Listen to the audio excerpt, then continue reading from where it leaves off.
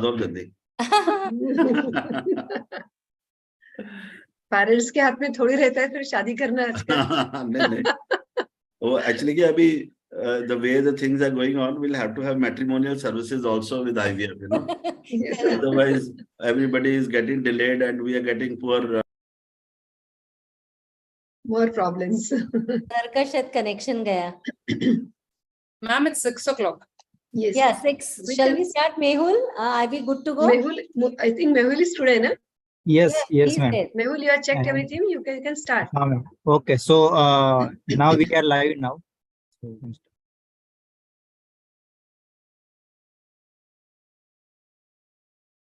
Okay.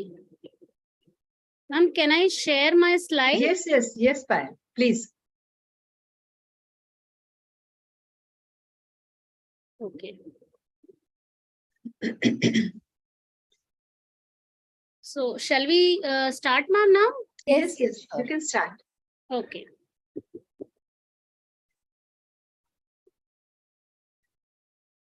So, good evening, all. Today is number 27 of this Master Blaster series of our Sizzling Master Stroke. So today we have chosen a very interesting and very difficult topic to handle at times. The topic today is, it's all about quality control and management in IVF. So we all know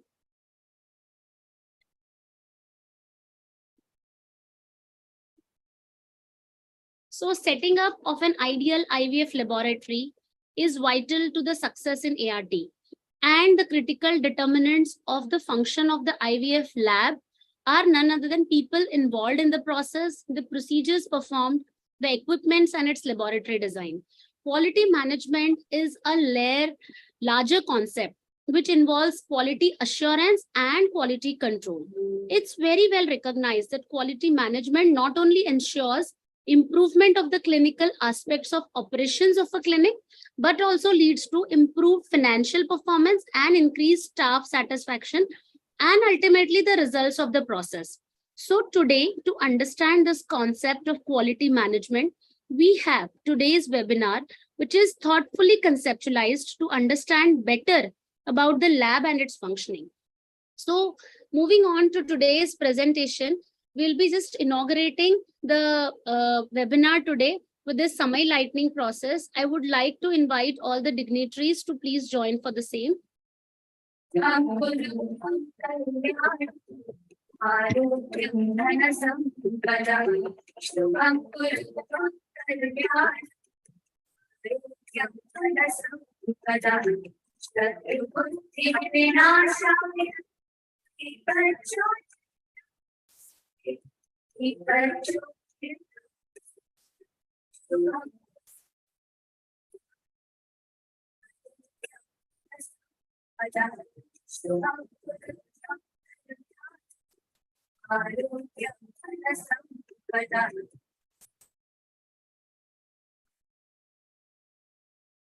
Thank you so much.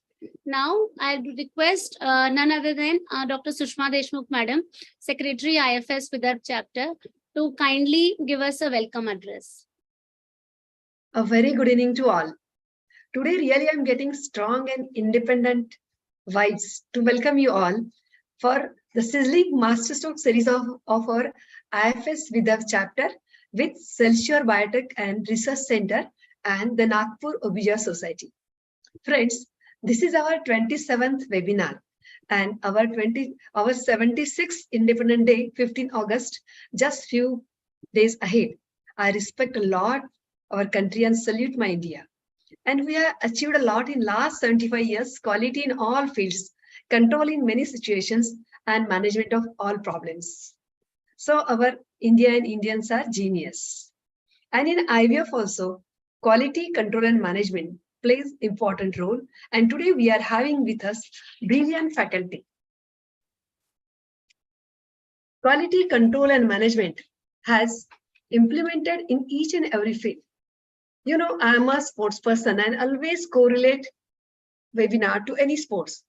And today, you know, I am remembering basketball game, one of my favorite games. So let's discuss from basic. So how you must have wondering how the basketball is correlated to the IVF. Today we are having quality control coaches and players. So one of our first coach is very much methodical and extraordinary talent, will take care of TQM, that is a total quality management of the ground, that is IVF lab, making hospital ART bill ready. She will prepare the ground ready and she will take us through the tour of TQM. She is a brilliant coach, always meticulously takes care of the pious working place, which is very important. And she is Dr. Saili Kandhari. Welcome, Dr. Saili. Now, another experienced and multi-talented, affectionate coach is thinking in some different way.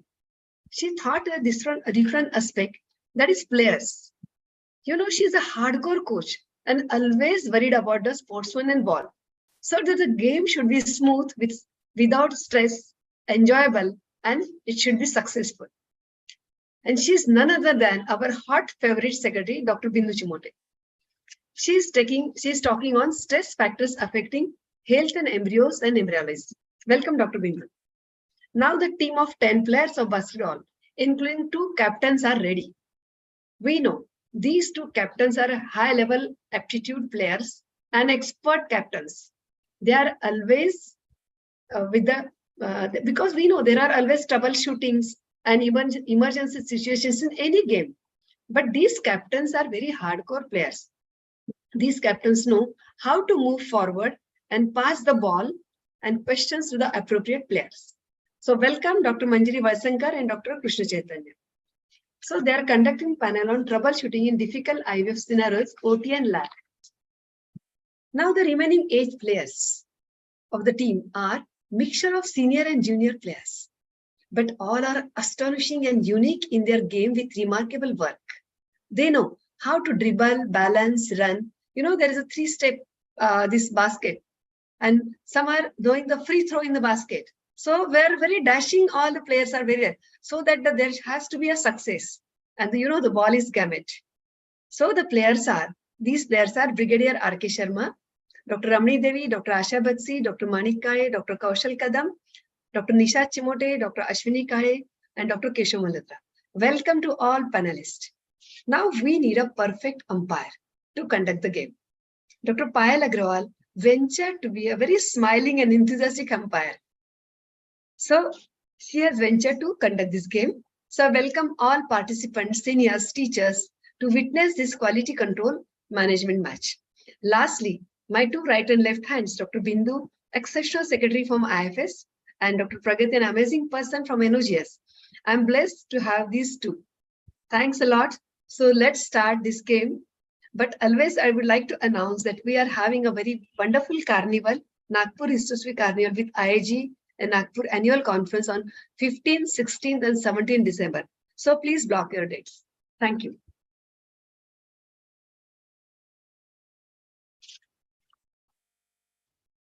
Thank you so much, ma'am.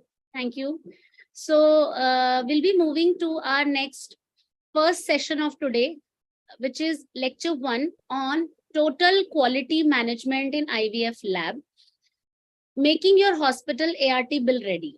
So we all know that how much stress this ART bill has created in our mind since past 1 year. So we'll get enlightened with this. And for this session, I would like to invite, first of all, our dear chairperson, none other than Dr. Sushma Deshmukh ma'am. Ma'am is currently Secretary IFS with our chapter. Ma'am is President Nagpur OG Society. She is par excellence obstetrician, gynecologist, IVF specialist, hysteroscopic surgeon, and so many more feathers in her cap. She is brain behind successfully organizing so many conferences, including International Hysteroscopic Carnival, which is very well recognized globally.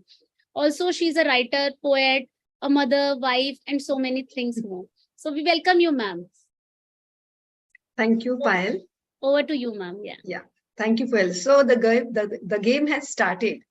So the first coach is Dr. Saili Kandhari, and she's going to talk on TQM in IVF lab, making your hospital ART bill ready. We know this is very important to know. This is a very important topic that Dr. Bindu Chimote has selected, and Dr. Saili is going to speak on that. So Dr. Sally Kandari is a MS PhD reproductive biology and regenerative medicine. She's the Northwestern University, Chicago, USA. And she's a certification in clinical embryology, Cleveland Clinic, USA. ASRM certified clinical embryologist, PGD, PGS embryo biopsy certification, embryo tools in Spain. Then the fertility physician, PG cert, American Society of Reproductive Medicine, microbiome therapeutics, PG cert, Stanford University. My God, so many things on your credit, Sally. Really, we are blessed to have such a wonderful faculty. And she's having affiliations. She is a research scholar of USA, then scientific director of the UT IVF Division, UT Newborn Pediatrics, then the CEO, founder of Celsior Biotech and Research Center India, on-site off-site lab director of 7+ IVF centers across India. She's on many credits on her there. Also, she has a very wonderful speaker, national as an intro speaker, more than 80+. Then the various, she has written chapters in various books, even the awards, Young Achiever Practitioner of the ESA 2021, ongoing completed clinical trials. And serious, you look at her biodata, really, it's very much inspirational biodata. She has worked in all the fields. Really, thank you. We have got a very wonderful faculty today. So I will say coach. Rather, I must have used the appropriate word for her. That's a coach. So, Dr. Sally, the stage is yours. We would like eager to listen to you. Thank you, ma'am. Thank you. That was I'm absolutely humbled by your introduction. That was so wonderful of you. And I would like to say we are able to do as embryologists and geneticists or scientists what we are able to do only because the gynecologists are taking care of the patients. That's the truth of the situation, and that's how it's going to be. And the reality is that there might be a coach, but the captain is always going to be the gynecologist. And when I have had the blessing to have worked with so many gynecologists, to begin with Dr. Manik Kale, then I'm working with Dr. Kaushal Kadam. I have been exposed to so many IVF centers over a period of 13 years in this field. Primarily because gynecologists are always welcoming and opening to new technology and new understanding in the lab. So today we are going to look at how total quality management is going to change the field and how we should be prepared for what's going to come in the future. So I'll share this screen.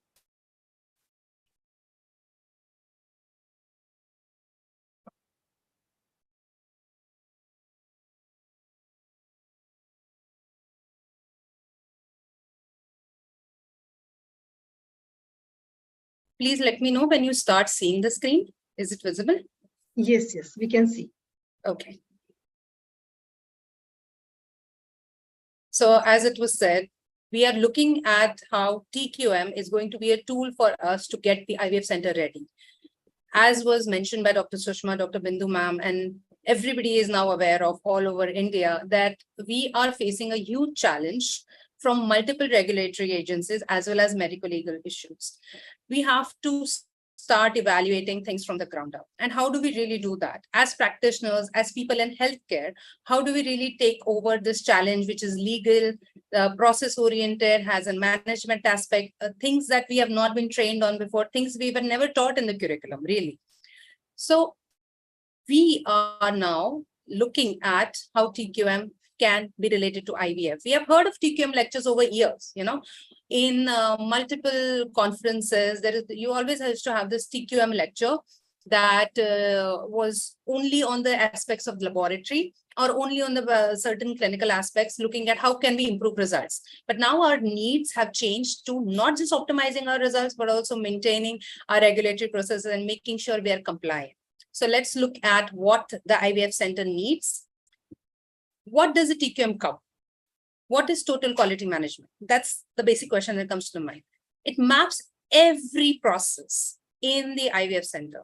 And an IVF unit is a complex system. It's a complex ecosystem. We call it a forest because it's not only the embryology laboratory, there's an andrology laboratory, there's a diagnostic laboratory aspect, there's a surgical aspect where we are looking at hysteroscopies, laparoscopies, even SSGs, HSGs. And there is also an aspect of clinical OPD, IPD, sending diagnostic tests, receiving them on time, the financial aspects, the regulatory aspects, the medical legal problems that may or may not arise apart from the ART bill and PCPNDT and the NABH requirements. So as you can see, things are getting more and more complex for IVF centers and practitioners. Not just that, we also have the genetics component now, with almost every center is counseling patients in genetics somehow or the other. So how do we know that we are compliant to all the laws that are out there? The first motivation to get TQM is to prevent mishaps. We want to prevent, we don't want to correct, because there is no correction. There is no cure, unfortunately, for medical legal cases or for regulatory hassles. We have treated our patients to the best of our capacity for years and years and years at affordable costs. IVF has not been more affordable than it has ever been in India. Hasn't ever been more quality oriented than it has been in India. We are a quality oriented country, and we are a cost oriented country. So we have done everything possible for patients. But we need to safeguard ourselves as IVF centers, as practitioners, from what can come ahead. Because in the process of helping the patient, we cannot change processes that are legal. We cannot change processes that are not compliant to regulatory. There are some centers who are doing up to 200 cycles a month. It becomes even more important for centers, right from the centers that do even 5 cycles to a center who does 200 cycles, to be compliant. Because tomorrow, any of those 200 or 2,000 patients can come up and ask you about their particular cycle history, documentation, and what really you had done to safeguard their particular gametes and safeguard their particular case. So none of us are immune. So what does quality management now do? So we know about QC because we know about the equipments that are used in the laboratory. But that QC is extremely, extremely limited. That's literally 5% of what quality control really means. So in QMS, there are 4 steps to achieving quality, and quality can be improved at every stage at a time. In Six Sigma, as you know, there is a 6 Sigma, there is a 5 Sigma, there is a 4 Sigma. What it basically means is how many errors do you actually do every process. So a 6 Sigma process has 1 error every million. How much Sigma is our processes? To know that, we need to do a quality planning. Every IVF center needs to undergo a quality planning. This process can take up to 2 to 3 months, depending on the training of the IVF center, the training of the people involved. Quality assurance. What are the certain equipments that you are utilizing in the laboratory? What are the certain processes, consumables, protocols that are utilizing? You need to have a quality assurance. That means you need to have third-party validation. Quality control. When you're using this particular equipment in your laboratory, are you maintaining the quality within the range that the manufacturer has told you? Continuous process improvement. After you have done these points, are you improving the processes for your patients getting their particular medical treatment and closing the loop on their file? These are the most important things that are a part of QMS in a hospital, specifically for an IVF center. So we talked about hospitals in general, healthcare in general. So in an IVF clinic, these are the particular different points that we are encountering. Unfortunately, the only ones that most centers, 80 to 85% or even 90% of the centers are doing, is a basic level of KPIs, a basic level of patient satisfaction monitoring. Primarily, it is the gynecologist talking to the patients or the clinical team talking to the patient, find out, are they okay? Are they doing fine? Are they going to continue the cycle? Most of our counseling is about the cycle. A lot less is about the satisfaction of the services. So that's a different kind of protocol that comes in. The standard operating procedures. Now, standard operating procedures, we have heard about SOPs. We have heard that we need to have IVF lab SOPs, but we need SOPs even for clinical processes. Now, NABH has been taken by many hospitals that do IVF, and there is a basic level of quality that comes in the picture. However, most of the implementation is paper-based, and most of the implementation benefits start lagging above a period of 3 months because your staff starts forgetting those quality protocols. you start forgetting those quality protocols. There's no continuous training involved. And the benefit to the hospital eventually, after spending money and time in giving and doing NABH or ISO, is minimal. This is what needs to change, because actually implementing any accreditation protocol in your laboratory, you can improve your hospital processes and reduce your medical legal risks while doing that. Active quality monitoring system has all these. Of course, I can't get into these in detail, but all of these need checklists, and all of these processes need to be mapped out if you are running a hospital in today's times. KPI is literally the basic minimum. Internal audits are required over a period of time, and they don't have to be very big and large. They can happen once in 3 months, once in 4 months. So for example, if you have a laboratory director or an embryologist on your team, if you can just get them to train the team at certain intervals of time and just document the training, it's a much better way than just doing it once a year and then going all out and doing a one-day CME just to do the training. So there are certain protocols that really help. They don't need a lot of documentation, but once done, they can really improve how the lab works on a daily basis and a timely basis. There is something called root cause analysis that we will talk about. What are the key elements in which we have to design the lab and maintain the lab? So we need to ensure that whatever material we are receiving is CE marked, MEA tested. Now it may not be mandatory, but it is very soon going to become a quality metric, because we have been in touch with some professionals that are working with the government. And what has been spoken is the ART bill is going to get tighter and tighter in terms of what quality is being used in the lab. So we want to be proactive and not fall on the wrong side of the law. We need to have appropriate storage conditions. We need to have monitoring, continuous monitoring of these systems. This is just the basic minimum. This is a basic flow chart of what an SOP can be developed on. But before the SOP is developed, you need to have a complete process map, which is far more detailed than this for any IVF center.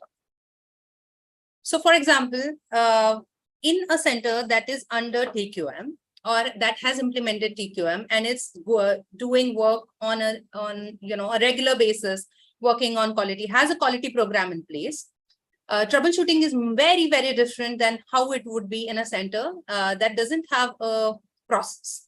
So, for example, if you have an increased degeneration rate in ICSI, and you start worrying that is it the practitioner, is it the process, is it the culture media, is it anything else?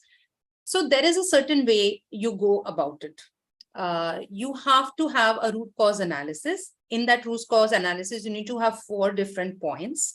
Even if you don't have a documentation on paper, you can use online forms. You can use online forms that I will show you how to really do process entries with, or you can have a basic level discussion with your lab director and your lab supervisor or your embryologist as to what are the points that have been looked at, what are the points that are remaining, and just tick off what has been done and what has not been done. And if you have ticked off all the points that could increase degeneration, then you need to go back and look for more points. You need to go back and look for more points. Now, this doesn't necessarily mean that we come to a gut level analysis that, oh, I think this may be the reason, so let's change only that.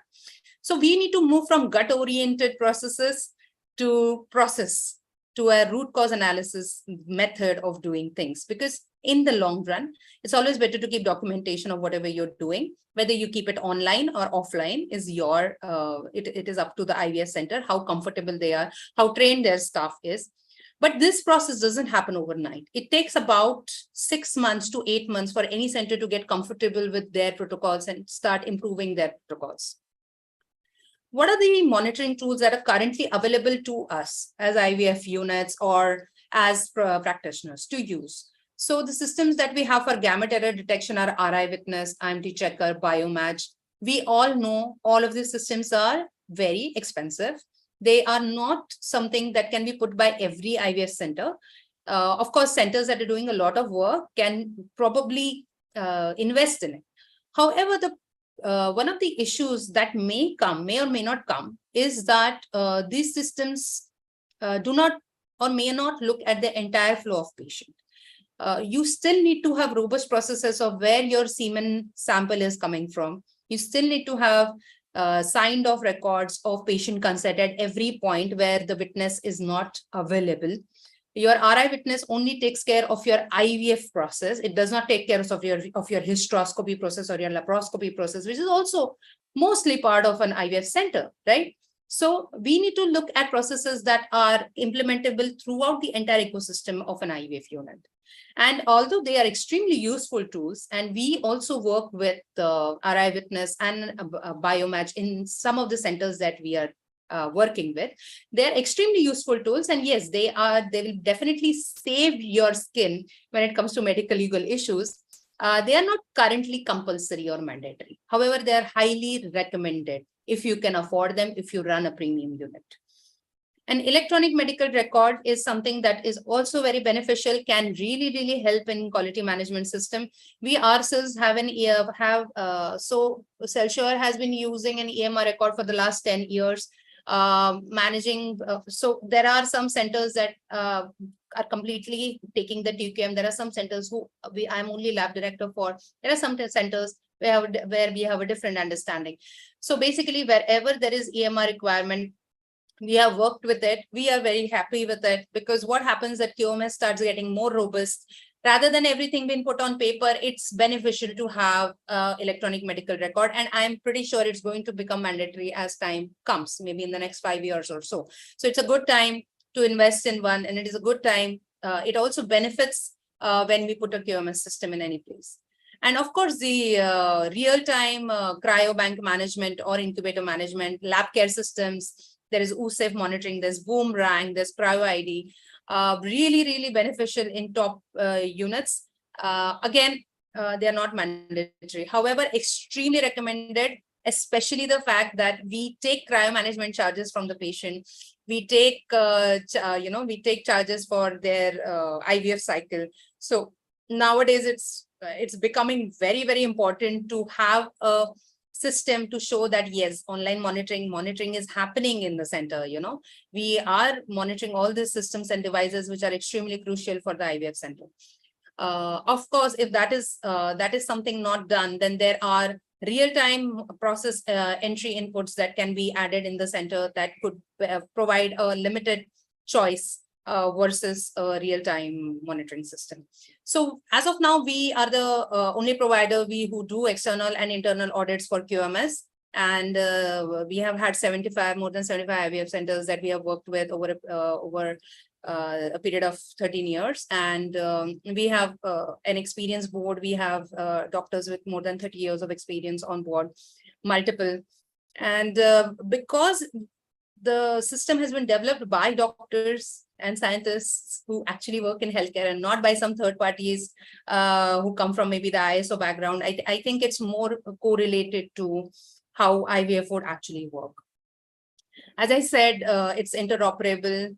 And I just want to show you what you can do if you do not have something like an EMR or something like an automated system of matching. So this is something that we have done in centers where the QMS they had a requirement of even maintaining documents, but paperlessly.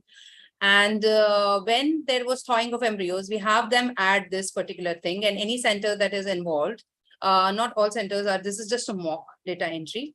And the name of the patient is added, the date of the procedure is added, the time is added, the performer is added. It is customized according to every IVF center if they wish. These links are all customized to the IVF center. They are not shared within IVF centers. And then if there is any incident, we have them reported that, okay, I did the thawing, but there was an issue. And what was the issue? And if the retrieval was not 100%, what could be the problem? And if it's collapsed, not recovered, what could be the issue? So there are about 50 checklists that we have apart from this that are a part of the TQM process. I would like to say that the TQM process is an ongoing thing. And this is one of the options where it's, you can customize the checklist according to your IVF center and just really make sure that you have an idea of what is happening inside the laboratory, what is happening inside the surgery unit, etc. And yeah, what an improvement audit looks like. So I know this is probably not very, very clear, but what this is showing is there could be 15 steps that we are doing that can be reduced to 5 if you do continuous process improvement. And this is just an example of the QI microsystems that we are using. Basically, it's a method of doing TQM called clinical microsystems that we use. And this is the method that has been used by the ACU in USA, and they reduce the time of a patient's cycle, data entry cycle, from 5 days to 1 day. And these things become important as and when your cycles increase, or as and when your work increase, or you as a gynecologist want some peace of mind and wants to work a little less and let the processes do their work. So what are the current solutions that we have if we want to be compliant for the ART bill, or we want to be compliant to PCB NDT? So we have ISARI accreditation. It is very, very valuable as an external audit. However, the issue is sometimes when we don't have internal audits or we don't have trained staff, the value is limited in terms of the future utilization of that accreditation. In terms of the processes that are being utilized, they're not really mapped into the workflow of the hospital. We just put it on paper. We just show that for a month, and there's nothing. I mean, we are not vilifying the hospitals that do it. It's very, very hard to do TQM. It's very hard. It's not an easy task to implement something like this in practice. It requires a lot of time and energy and a different quality team to do it. And so there are accreditations like ISO, which are one-time affairs. ISAR is an yearly affair. And CAP and RTEC are not even in India, because they are so difficult to do and so expensive that, and they need a ELD or HCLD certification, an ASRM certification or a US-based certification to do it, which less than 10 embryologists are really certified to do that for the laboratory. Forget about the entire IVF center. So that is why the requirement to develop something for our ecosystem, specific ecosystem in India. So what we really do is we have basically developed it for doctor-owned single standing centers, because most of the corporates have their own systems. However, we want the doctor-owned centers to survive, go ahead, sort of improve their processes and keep doing their work well, a little better in terms of processes or management, all the things that are currently required to survive and thrive. So we have an IVF unit-wise SOP mapping. We develop the process map development. We develop the process maps, provided the TQM comes in the picture. We have a dedicated team. So we have total 30 employees in the overall umbrella, out of which 10 are dedicated to doing TQM or research or other activities. We have 7 embryologists and 3 coordinators. We do process documentation for root cause analysis and plan to check act analysis. It's a lot of work. For every unit, it takes a long time. So that is why we have very, very limited people that we work at that particular point of time.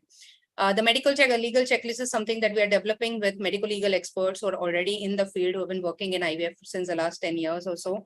Regulatory checklist, we are working with a few people who are connected to the government, who are sort of letting us know which state is facing what problem, so that we can customize it according to the state-wise issues. Of course, this takes time because even the states are not completely aware of what they're supposed to do. But we are basically using the ART bill as a guideline, had almost 3 legal experts evaluate that and then create the checklist. We do embryologist and staff competency trainings, from nursing to your embryology team, to your technician team, to your front desk. We do competency trainings for improving TQM, because it is not just the embryologist or the gynecologist, right? It is a huge, big team.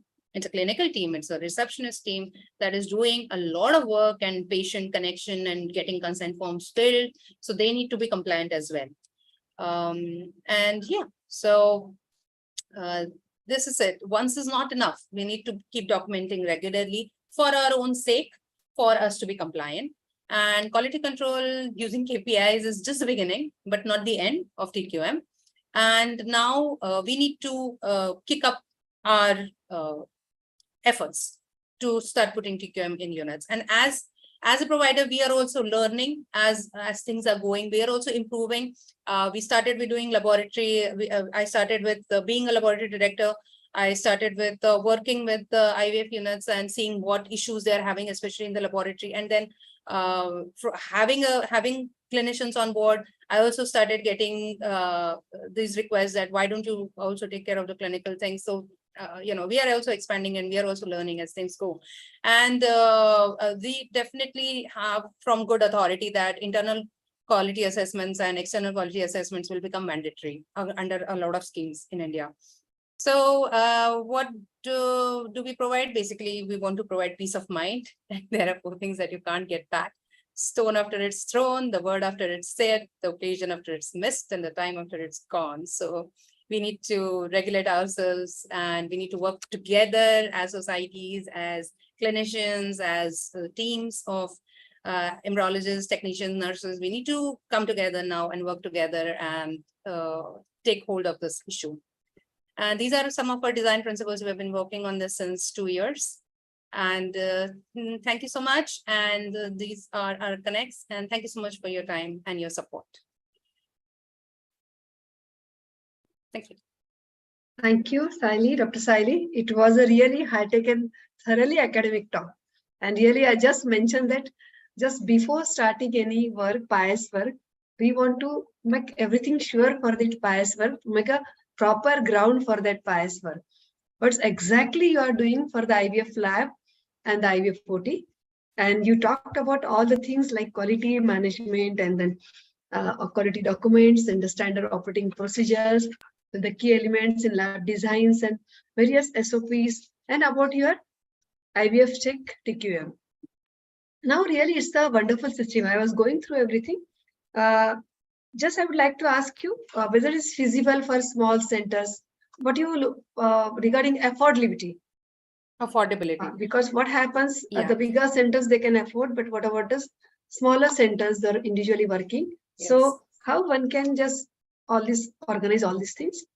So basically, ma'am, the affordability is something that so this is an academic platform, so I can't actually tell you the cost. Then not etc. I'm asking the price, only the But- accessibility. Yeah, but in terms of affordability, whatever is being, so it will be almost as much as you charge probably to 1 to 2 patients for IVF, depending on what your charges are. Yeah. That's the max it's going to be. The reason is this, because I want this to be put by most centers so that they are compliant.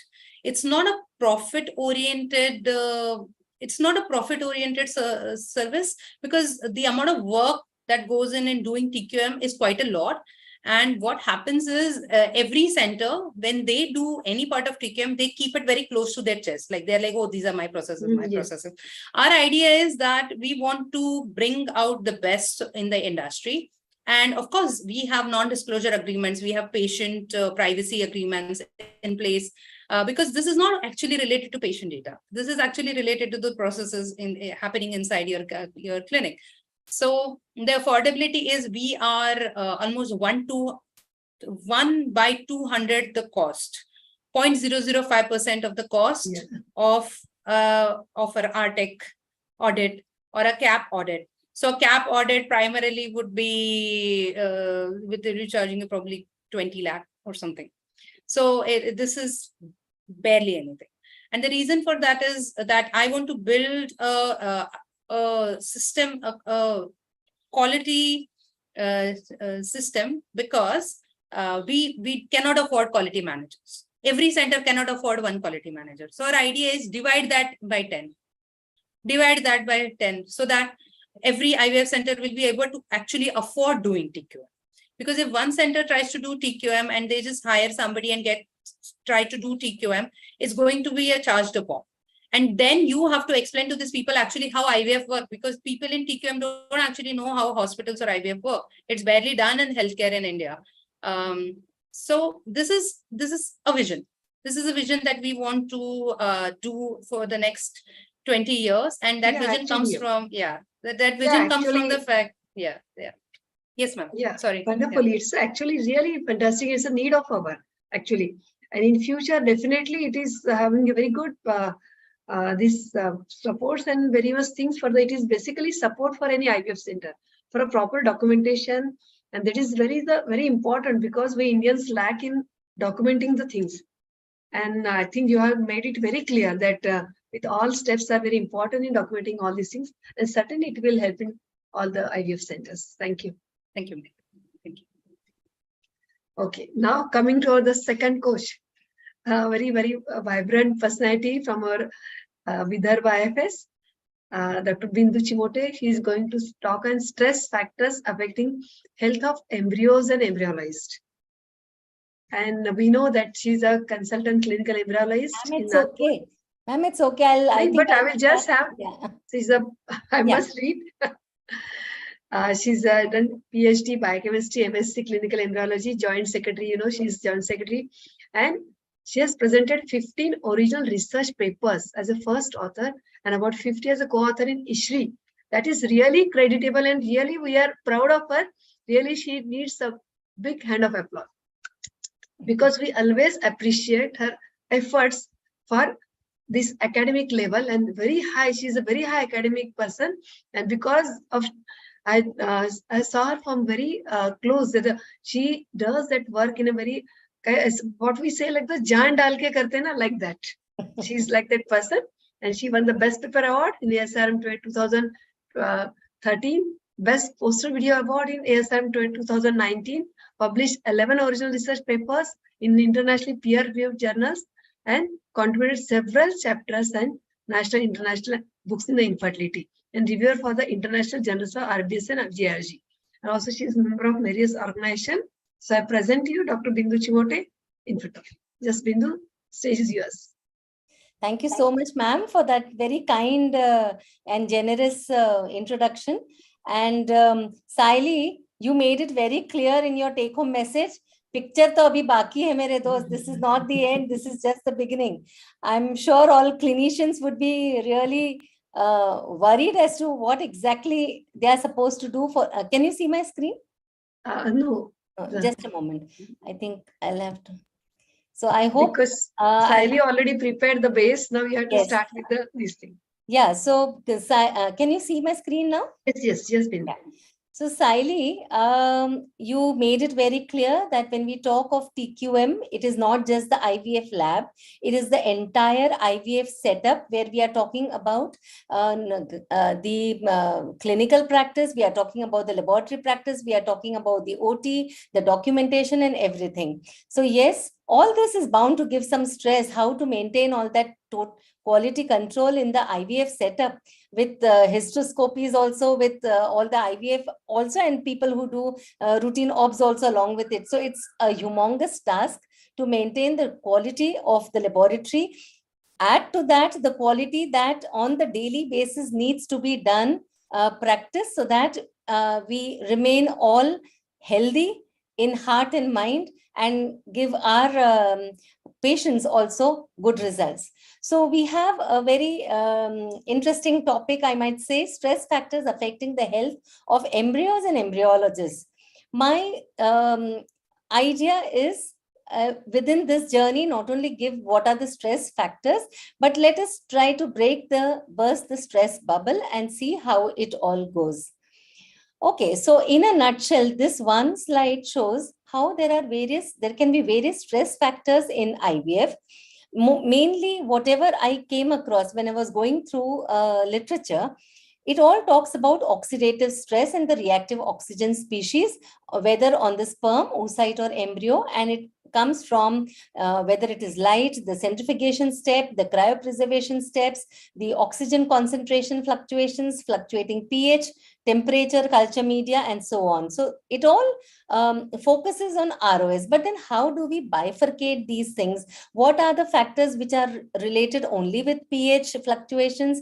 What with cryopreservation technique? Your skill as an embryologist. So I have just tried to demarcate between the various stress factors that are involved in the IVF setup and which affect the health of oocyte and embryos. So arbitrarily, let us say there are clinical factors, the laboratory factors, and as well as the skill of the embryologist. Now, how you handle and take care of your gametes and embryos in the laboratory. So clinical factors. Mind you, stress, as Saili has already said, is not only related to laboratory, but also clinical and other aspects. So what are the clinical aspects that could cause stress to your gametes and embryos?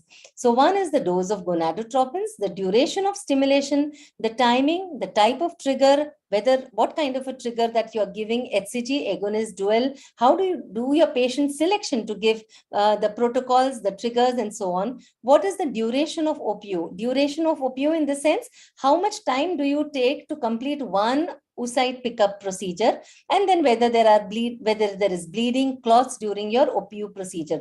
All these steps, they may be little, but they contribute to the stress of the oocyte and embryo. We'll be taking up each of these in detail. Then the laboratory factors, we all are aware mostly that it is the pH, temperature, the ambient air quality, the VOCs, that is volatile organic carbons, oxidative stress, and the light intensity. And what are the causes due to the embryologist skill? The handling and exposure time, decision-making ability, the skill of ICSI, and the skill of vitrification and warming. So now let us move on how it all goes. Now, what are the clinical factors? Like I said, that the dose of gonadotropin use, how could it affect? So there are times when a clinician starts with, say, a low dose or maybe an HMG 150 to recombinant FSH 150 to 25 or HMG 300, and they see that there is no response till about day 5, and then they increase the dose. And that increase is of primary importance because that can make or break. So in order to get more number of eggs, more response, you are increasing the dose, and that eventually may affect the follicular environment and oocyte metabolism. Not only the dose of gonadotropin, how many days of stimulation you're giving, whether it is your stimulation, you are getting the required follicular size within 8 days of stimulation, or whether it is 10 days, which could be considered standard, or whether you are going overboard and maybe 13, 14 days of stimulation. So all these factors affect the quality of the oocyte. Now, when we say quality, why does it affect the quality? Because it is causing a stress on the oocyte. The follicular environment is being affected. There is a total stress on the metabolic profile. So the oocyte metabolism is affected, and that is the reason that you may get degenerated oocytes.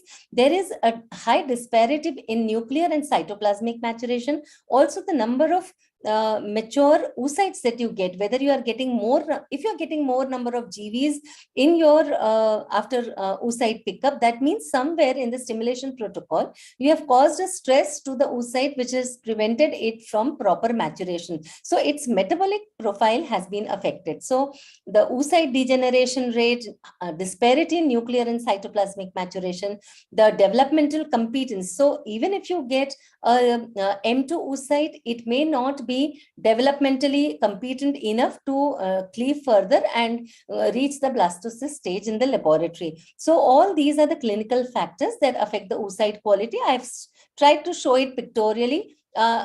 See, look at the pictures here where you have a very thin zona pellucida, a big perivitaline space. So that could be because of a high dose of gonadotropins.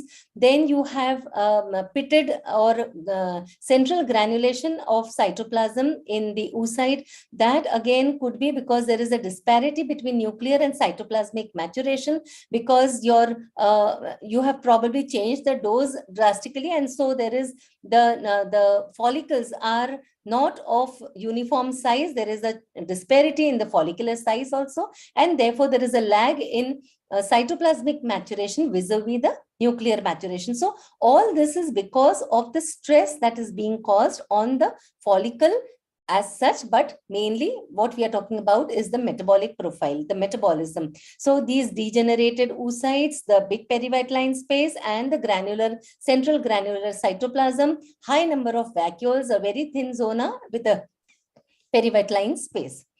So Now, I just took that in short in one slide to cover the clinical factors. Now, what are the laboratory factors that might contribute to the oocyte and embryonic stress? We all know the pH, any change in pH. We all know how important pH is for our culture conditions. So what happens if there is a fluctuation in pH? I mean, whether there is a shift from that 7.2 to 7.4, whether it goes in the acidic range or highly alkaline range, how will it affect? Mostly the change in pH will affect in terms of the fertilization rate, that is low or no fertilization, or there may be a fertilization arrest, or more in some cases arrest at the 2-cell stage.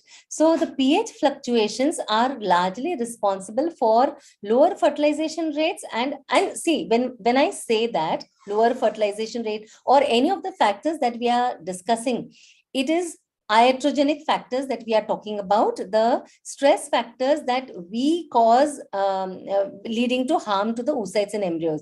Now, we are not talking of the medical conditions where the patient presents herself with PCOS or endometriosis, and there the picture totally changes. So the fertilization rates or the quality of the oocytes and embryos in such because of the patient characteristics is totally different, whether it is because of tuberculosis or endometriosis or in PCOS patients, that is a different story altogether.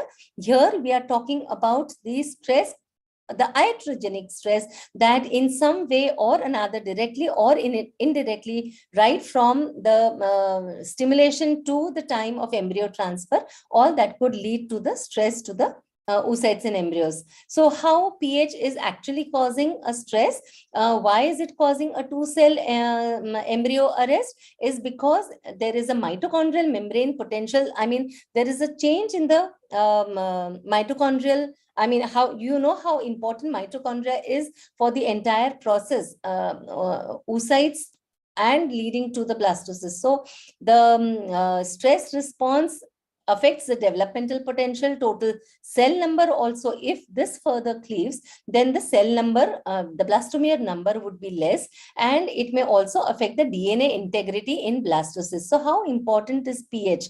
Because it is affecting the mitochondrial membrane potential and the DNA integrity in blastocyst. So this is how pH is affecting the health of the oocytes and embryos. The next is the volatile organic carbons. Now, we often, many clinics don't even try to measure what is the VOC level in their ambient air environment. When you are exposing your oocytes and embryos to the external conditions while handling them, then they are exposed to the volatile organic carbons, and presence of high VOCs could cause a high degree of fragmentation and unequal blastomeres. So if the blastomere size is unequal, like 2 are too big, 4 are small, and we are not talking about during cleavage, we are talking about at the proper time, the embryo looks where it has I mean, unequal blastomere size, there is a high degree of fragmentation. So mostly volatile organic carbons contribute by showing their effect in this manner, that is high degree of fragmentation and unequal size of the blastomere. So in effect, these embryos will not form good blastocysts. So right from the oocyte to the early embryonic development to the blastocyst stage, at every step, the oocyte and embryo is facing a stress, a hazard to its health. Similarly, I mean, this is something, what I have started doing now in the recent times is that I try to minimize any light exposure while I'm handling the oocytes and embryos in the laboratory, except for the light of the microscope. Neither in the laminar hood nor in the IVF lab do I switch on the lights. I mean, I have yet to find out how it is affecting my oocytes and embryos, but yes, it is making the difference in the sense I see good quality of the embryos developing. We have yet to come to the outcomes to that. And there is a lot of literature still on what kind of light that is required. Of course, the monochromatic light. And people say that in the laboratory, you should have the yellow lights rather than the incandescent tubes, bulbs, or white lights. So yellow lights, of course. And for the microscope, there are papers which suggest that use of green light is probably a better option when you are using the microscopes, whether it is the ICSI micromanipulator or mainly the ICSI micromanipulator. So yes, the light can have its effects on and that is the reason probably why we do not have the IVF labs where there is a window in the sense closed, of course, but then where there is a bright light coming up. So we usually avoid bright light entering our IVF setups. So yes, light does have an effect on the quality of embryos, and it may have some detrimental effect with respect to the maturation process. Now, as far as temperature, we all swear by 37 degrees centigrade, and we want to carry out all our procedures at the physiological temperature, that is 37 degrees centigrade. Having said that, when we say 37 degrees centigrade, we are talking about the temperature not only of our working platform or inside the incubator. We are talking of the temperature that has to be within the dish in the drop that the embryo has been placed. So we have the temperature, like suppose you have your platform temperature at 37. But when you are handling the dish and the gametes and embryos on the working table, then the loss of temperature is high, quick, and that will drastically affect the temperature of the drop in which the embryo is present. So it has been documented that a high level of thermal stress, and that we are talking about a temperature higher than 37 degrees centigrade, it causes impaired cytoplasmic maturation. Why? Because there is the cytoskeletal rearrangement is disturbed, the cortical granule distribution is affected, the mitochondrial distribution is affected, the mitochondrial membrane potential changes, and the mitochondrial transcripts therefore are affected. So the thermal stress to the oocyte as well as embryo can cause detrimental effects, of course, and high stress to the thermal stress to the embryo, often you see browning or shrinking if the temperature, something has gone wrong probably with your incubator, or suddenly your working table temperature has gone up and you are still working, there is help yet to come. In that meanwhile, even a few minutes, minutes would also be high, but then anything about 1 to 5 minutes can cause an irreversible damage to your oocytes and embryos. So high thermal stress to the oocytes and embryos cause an irreversible damage to your eggs and embryos because it disturbs the entire cytoskeletal structure. Now, so far as the low temperature is concerned, not much literature is available because people have talked about high temperature, and people have seen whether you culture your oocytes and embryos at 37 degrees centigrade and 36 degrees centigrade. So not much of a difference has been noticed, and it is many papers suggest that there is not a very significant difference in the implantation rates so far as temperatures is concerned, 36 and 37, but of course we would not like to go below 36 degrees centigrade. So optimal is 37, of course, plus minus 0.2 to 0.3 we take into consideration, but anything above and below, mainly above 37, is detrimental to the health of oocytes and embryos. Now, coming to the next aspect, that is the stress to the sperm, which we do not really consider when we are working in the IVF laboratory. Just as we don't consider the male partner so much as the female one, but same is the case with how we handle the sperm in the laboratory, how we are preparing our semen sample, what is the centrifugation step, what is the duration of centrifugation, what is the speed of centrifugation. All this contributes to the stress of the sperm as well. So stress is caused to the sperm because of centrifugation, and also improper sperm preparation. What do you mean by that? Improper sperm preparation, apart from the centrifugation, of course, is the debris. When we are doing density gradient method, we try to remove the supernatant, but then there is this interface where we have a lot of debris, and it sometimes tends to sit on the pellet that is deposited at the bottom. And when you resuspend it, or if you don't change the conical tube, if you don't have the habit of transferring the pellet to a fresh tube, then what happens is, even if you have removed the supernatant, when you resuspend the pellet in the same tube, the debris that is attached to the sides of the tubes goes down again and sits on the pellet. So in such a case, if you are using such a sample, then there are chances that all this debris will lead to ROS, especially if you are going to use this sample for insemination rather than ICSI. So if you are inseminating a sample that has been prepared in such a manner that you have left behind a lot of debris, so conventional insemination with such a sample will not only affect the sperm because there will be ROS there. And how will it cause an effect? We know that sperm ROS means we are talking of damaged sperm DNA, or what we call as sperm DNA fragmentation. And obviously this will extrapolate to not only your dish, where first and foremost, the fertilization, but also later, even if fertilization has occurred, in such cases, you will have problems with blastocyst formation rates. And also in such cases, you may see no compaction post the 8-cell stage. That is what the blastocyst formation rates. So suddenly you see that your cells, embryos look good on day 3. So we talked of pH, which is causing an effect at fertilization and arrested 2-cell stage.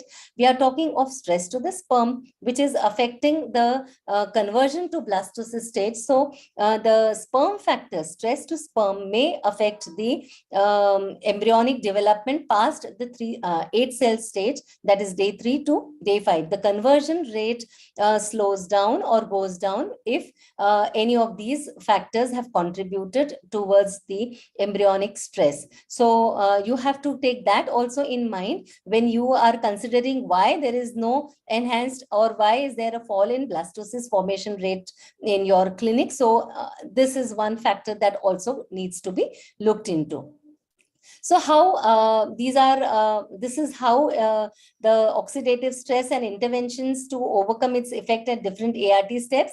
The sperm oocyte interaction at the fertilization stage, there may be a 2-cell block. There is reduction in blastomere number, reduction in blastocyst development rate, apoptosis, embryo fragmentation, and pre-implantation embryonic death. So this then obviously, in such a case, if you go ahead with transfer of such embryos which are not healthy, which are not really healthy, then an embryo transfer will lead to implantation failure or early pregnancy loss as well.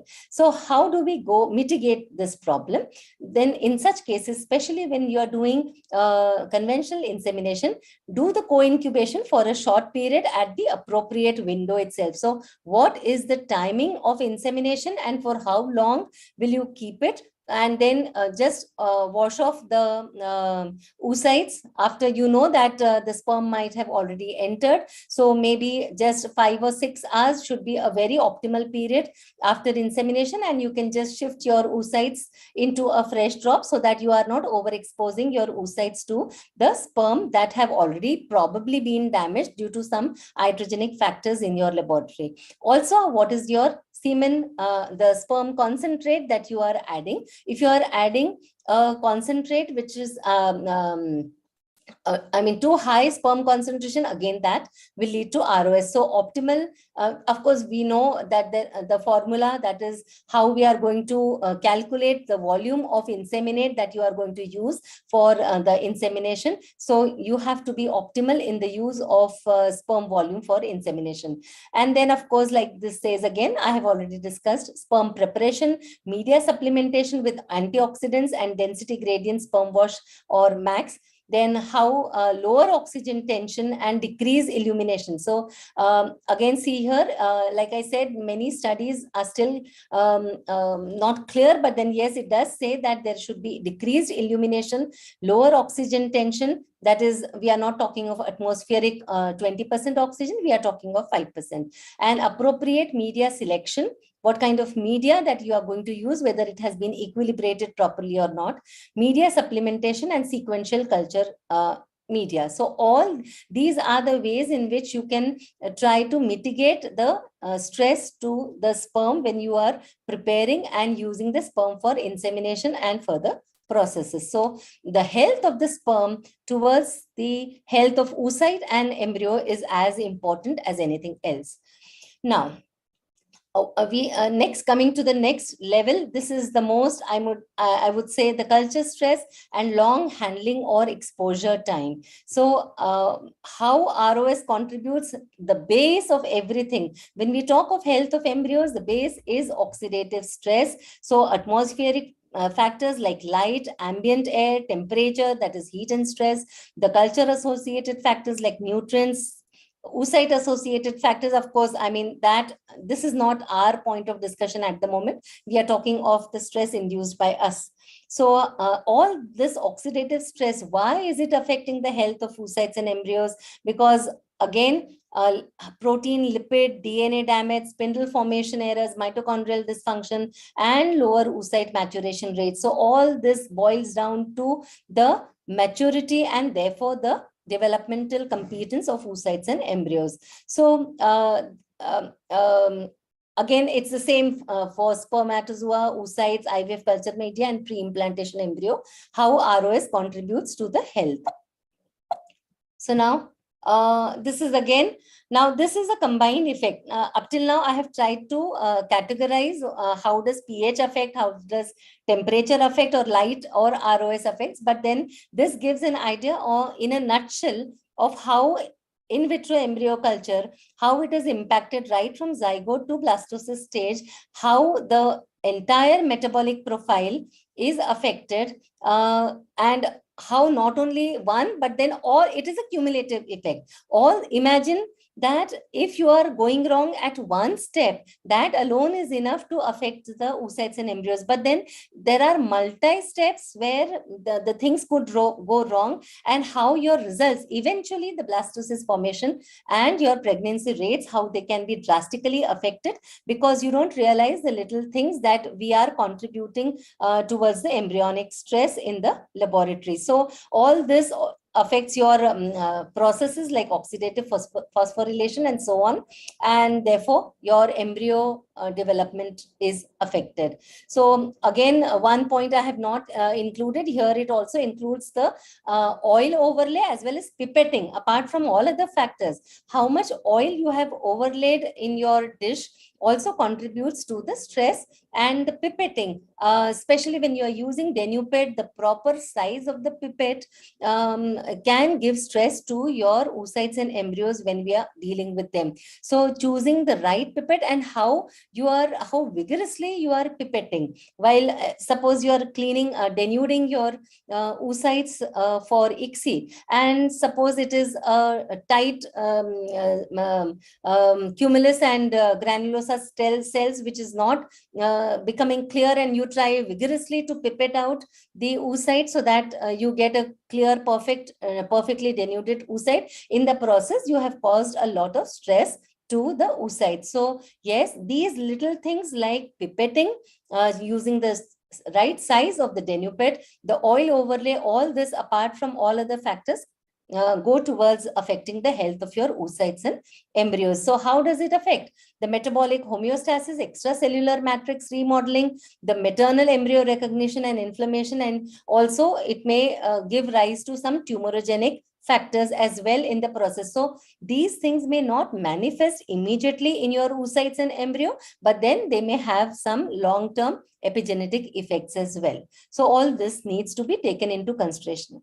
So we have discussed the clinical factors, the laboratory factors, Now coming to the personnel, the lab person, the embryologist, how skillful, how knowledgeable, how skillful, how practical the person is to take decisions, right decisions at the right time.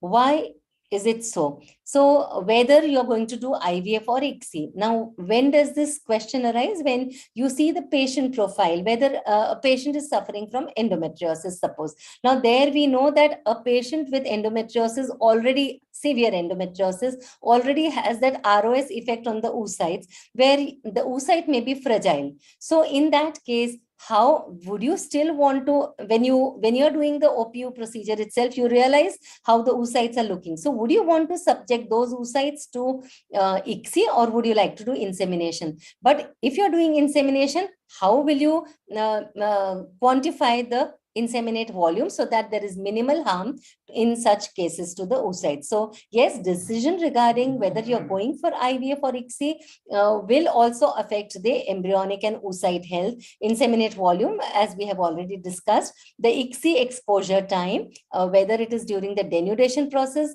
So the time duration as well as the pipetting, as I just mentioned, that again could induce stress to your oocytes. The ICSI process itself, how much time you're taking, not just how much time you're taking during the ICSI, whether pick up the sperm, how whether you are selecting the sperm and putting them in another drop and then proceeding with ICSI, or you are doing both together at the same time. So what is your exposure time of oocytes? How many number of oocytes you're taking in each drop? I mean, embryologists can get so flamboyant and so flashy enough to say that we take 5 oocytes in each drop. There were 40 oocytes, we took 4 in each drop and quickly we completed. But then in the process, you are exposing so many number of oocytes at the same time for a long duration for the atmospheric stress, the ambient stress. So yes, that affects. Then also the injecting needle, size of the injecting needle, how you are going, what pressure you are using to penetrate the egg, to inject the egg with the sperm. So all this has its effect on the oocyte health as well. So denuded oocytes, again in this case, you have to keep in mind that why is, apart from all other factors, the exposure time important during ICSI, is that the denuded oocytes are more susceptible to pH changes. So that's the reason why, see, your oocytes you had collected in the culture medium, but while doing ICSI, you are taking it in the buffer. So that's the reason why you don't want pH changes to affect drastically. But then the buffer also has a limit. If you, the denuded oocytes themselves are susceptible to pH changes, and to top it all, you are exposing it to a larger duration, that again may lead to the oocyte stress on the oocyte. Injecting needle, of course, the sharpness of the needle, the gauge of the needle, and with what intensity, how you are injecting, how much you have suction you have used on the oocyte in the by the holding needle, all this could damage the oocytes. And of course, the most important again is timing during vitrification and warming. This could cause a lot of embryo damage, your low revival of embryos or oocytes, and more degenerative cells. So your embryo per se may revive, but then maybe it was an 8-cell embryo, but 2 cells have degenerated and now you have 6 cells. Well, yes, you can still go ahead with such an embryo and transfer it. It may lead to it may also lead to a pregnancy, because even these such embryos are known to give pregnancy. But then in the process, what you have done is that we are not yet sure of how long-term effects these degenerative cells or its effect on the surrounding normal cells will, how will it have its effect. So yes, all these procedures, the inseminate volume, the kind of decision you're taking, whether you're doing ICSI or IVF, the vitrification warming step, because all these again in turn, you're talking of DNA damage, a lot of DNA fragmentation, mitochondrial DNA damage, telomere attrition takes place, Y chromosome microdeletion, and epigenetic abnormalities. So as I said, that the health of the embryo, when we say, we are not talking about the immediate health, how it looks morphologically to us. how it is developing in the laboratory till day 5, till the time we have transferred. But in the process of doing every step in the laboratory, how we as embryologists are contributing to the stress, which might have long-term effects on the health of the embryo, in the sense that we are not sure how the child will develop and what future it holds for us. That is for us to see. And with TQM, where we have all the data given by Siley, the apps and softwares that we use, will be able to keep a tab on what exactly we are doing and how it is contributing to each thing in our laboratory. So that was about, in a nutshell, I've tried to include what are the sources of stress to the oocytes and embryos, whether it is clinical laboratory or embryologist induced. But then what about the stress on the embryologist? This is one important factor. And now people have started discussing on the sources of embryologist stress. This is just a general work related stress, how career options, workload, everything affects the health of an embryologist. But then if we talk specifically, the work of an embryologist itself, it's an occupational hazard. Why? First of all, first and foremost, timing is everything. We are so time bound. We have to do OPU at a particular time. We have to finish all the process in a particular time. We have to check the embryos at a particular time. Then everything, the timeline is very fixed. Just as you have implantation windows and all for IVF, every process has a window period for us. So time is everything. So there is a lot of stress related to this time bound thing. This multiplies when an embryologist is also a freelancing embryologist, goes to various centers. So all the time he has to be, or she has to be alert that today I have to go to this one place to check fertilization, to this place now again to do a thaw, maybe a third place to do an embryo transfer, then go back to the first one again to do a thaw ET.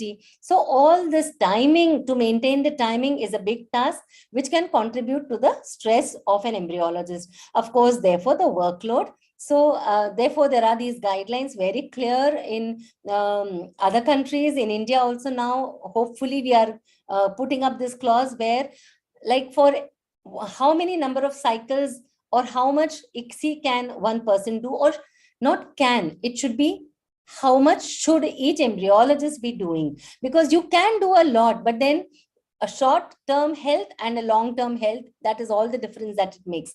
So we want a long working period for an embryologist, not just a span of 10 years, 12 years, and he's already haggard and lost because the kind of work that the person has done is affecting its overall well-being. The work environment, of course, the kind of colleagues you have, the working conditions, in what conditions you're working, if whether they are conducive to your own health, so that you can give your best for the embryology lab as well.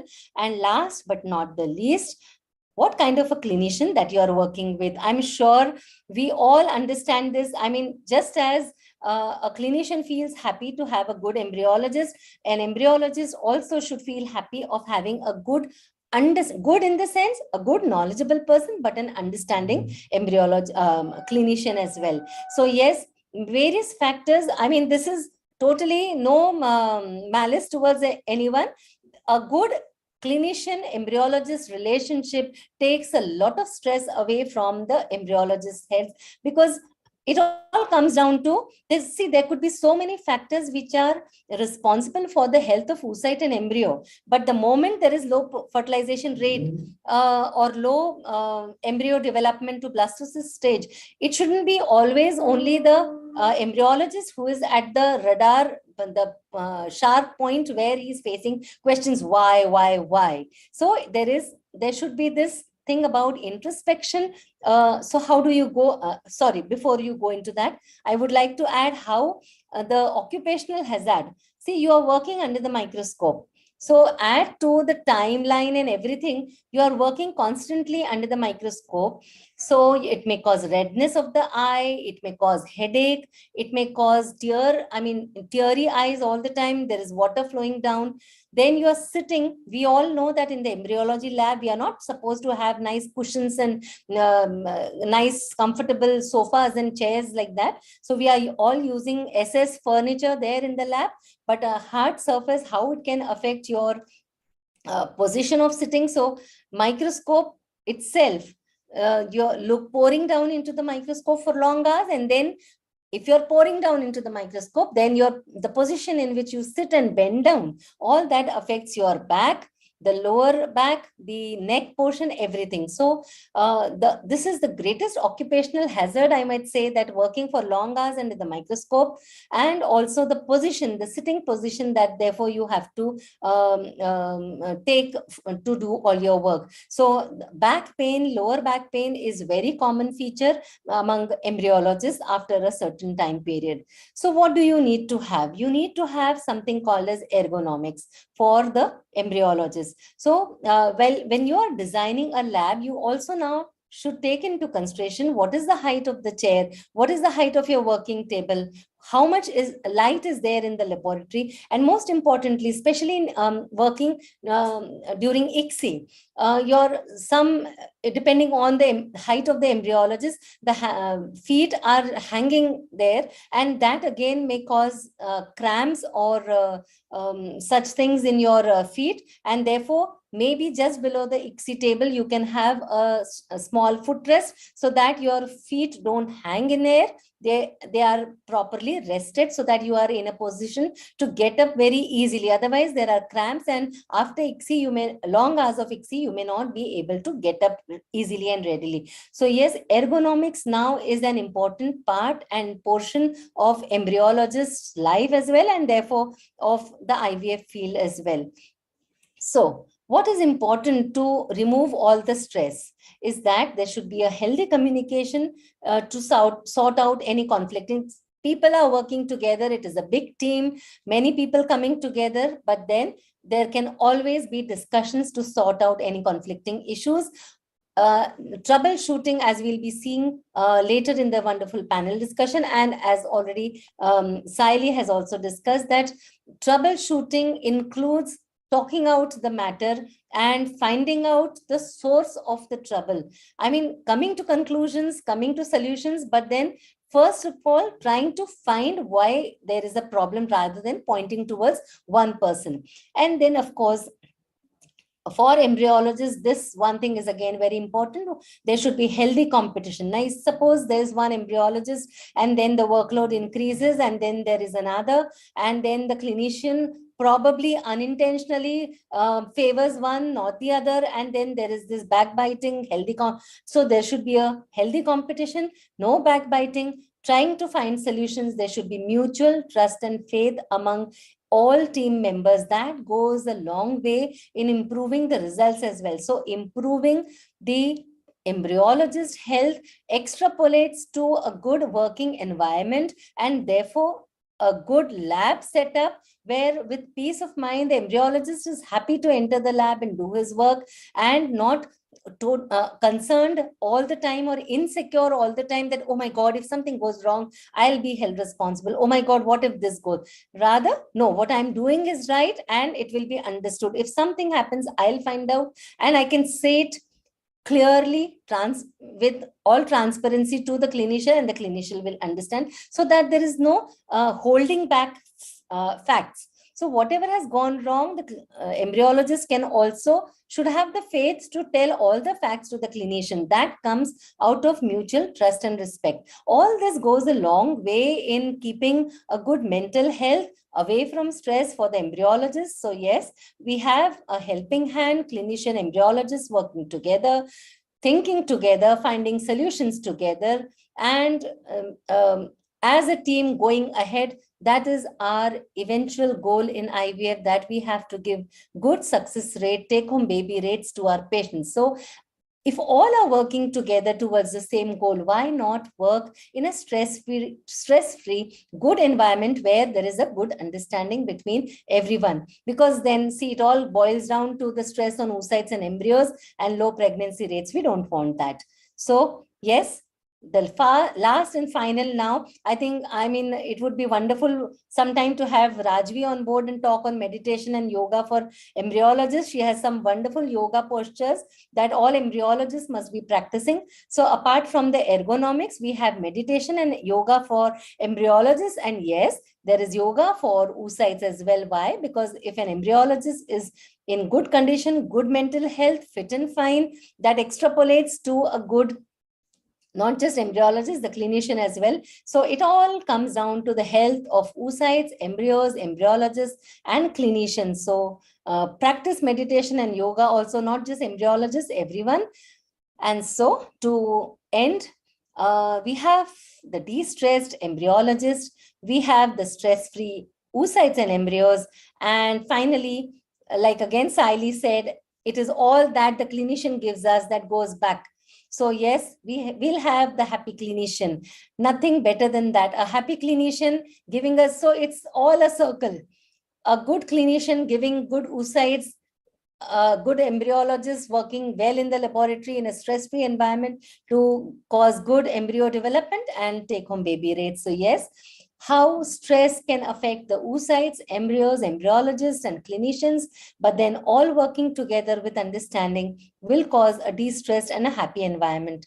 Thank you so much for your patient listening.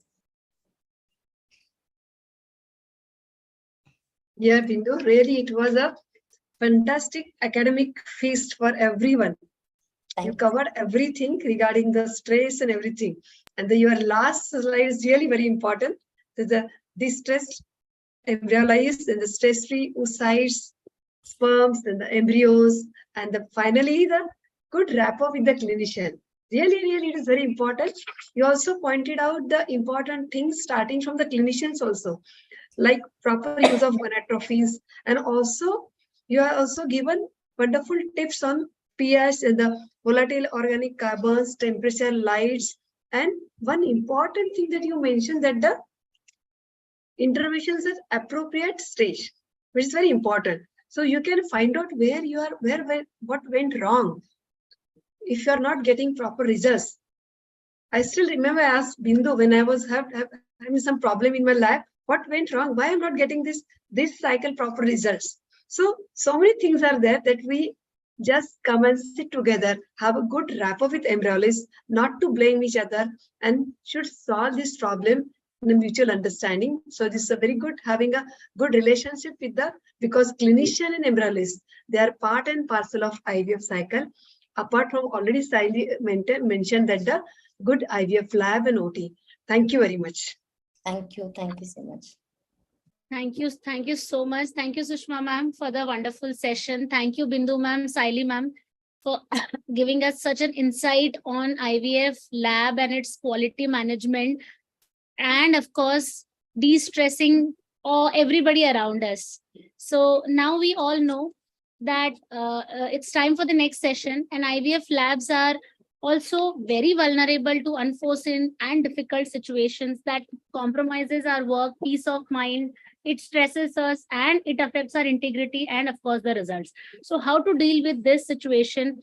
Let's learn it from our dear experts today who are there with us for today's panel discussion. So sorry to interrupt you, Payal. Just one correction Yeah. before you start introducing everyone. Instead of Dr. Krishna Chaitanya, we have Dr. Gaurav Mittal, who would be moderating this panel along with Dr. Manjari. Okay. Yes, I think Dr. Gaurav, you can share your CV. Ma'am, it's okay, ma'am. I'll just give a short introduction. Yeah, you give your short introduction, please. Yeah. Good evening, everyone. My name is Dr. Gaurav Mittal. I work with Oasis Fertility at our Mangalore Center. Dr. Krishna couldn't make it today. He got pulled into a really important board meeting, so I'll be covering for him. So yeah, I'm excited to get this started. Can I start sharing the screen? Yes, sir, I would just introduce everyone, then it will be over to you. Sure. Thank you so much. Thank you so much for your kind introduction, sir. We welcome you. Now we have another dear moderator with us, Dr. Manjari Valsankar ma'am. Ma'am is from Pune, and she's educated from Germany and from other places. She is director and consultant IVF specialist. She is working at Bide Hospital Test Tube Baby Center. She's dedicated to IVF and ICSI exclusively. We welcome you, ma'am. Now, as Dr. Krishna is not there, we'll be having Dr. Gaurav Mittal with us. We welcome you, sir, again. So I would like to introduce our dear panelist. First panelist today, Brigadier Dr. R.K. Sharma, sir. Sir is director at Ma Fertility Center and Institute of Reproductive Medicine. He is founder director of ART Center and Army Hospital. He has got many awards, including Lifetime Achievement Award by Delhi Gynac Forum and Gynecologist of the Year Award in 2013. We welcome you, sir. Thank you. The second panelist we have today is Dr. Ramani Devi, ma'am. Ma'am doesn't need any introduction. Ma'am has been a National Vice President, FOXI 2020. She has been in International Advisory Board member of Fertility Society, Bangladesh. She has many awards in her credit. She has so many publications. She has authored more than 30 topics for books and so many scientific papers. We welcome you, ma'am. Next panelist for today is Dr. Asha Bakshi, ma'am. Ma'am is from Indore. She is a lead consultant at Dr. Asha Bakshi Fertility Center in association with Motherhood Hospital. She has also been Vice President 2022 West Zone FOXI. She is also organizing chairperson of many conferences. She currently holds a position of Vice President 2020 West Zone FOXI. She has many papers and publications in her credit. We welcome you, ma'am. We have next panelist, Dr. Manik Kale, ma'am. Ma'am is director at Akriti IVF Fertility Center at LLP Dombivali, Thane. She is a great academician. She is recognized for her exemplary work at patient care and dedication in the field of reproductive medicine. We welcome you, ma'am. Next panelist for today is Dr. Mrs. Kaushal Kadam, ma'am. She is medical director at Korean Fertility Clinic in Mumbai. She is also having her training from VUB University, Brazil. She is also involved in many conferences. She is great academician. She has also presentations in her credit, including in ASHRAE, ASRM, and other conferences. Other panelist is our own Dr. Nishad Chimote. He is scientific director and chief embryologist from Vanshdhara Hospital Fertility Center, Nagpur. He has many awards and papers and publications in his credit. He has also received IFS Achievers Award 2022. We welcome you, Nishad. Our next panelist is Dr. Ashwini Kale, ma'am. She is chief embryologist at Asha Kiran Hospital and other places in Pune. She is also secretary Pune OBGY Society. She has many awards and her papers and publications in her credit. She is also chairperson amongst YTP committee in 2021-23. We welcome you, ma'am. Our next and last panelist today is Dr. Keshav Malhotra. She is director at Rainbow IVF Center. She has master's degree in clinical embryology from Monash University, and he is Dr. Payal, it's a he. Yeah. Dr. Keshav, yeah. Yes, Dr. Keshav. Sorry, I'm very sorry. He is also a ASHRAE certified embryologist in India. He has been in embryologist, and he is also recognized as budding embryologist of the year by Economic Times India 2019. So we welcome Dr. Keshav Malhotra. Over to Gaurav sir and Manjari ma'am. I'm stopping my slides now. So just a fun fact about me. I'll be sharing the screen. Yeah, Gaurav, Sure, you go can ahead, ma'am. continue. Yeah, ma'am, Dr. Keshav is my senior from both MBBS and from MCE. So I know him from before. He was 4 years senior to me during medicine in Wardha and about 3-4 years senior to me at Monash. Yeah, can we start the panel, please? Yeah. Yeah, Yes, just a minute. yes, please. Mehul, Yes, ma'am. please let me know once you see the PPT. Because of animations, I think the size is big. Yeah, sure. Yeah, just a minute.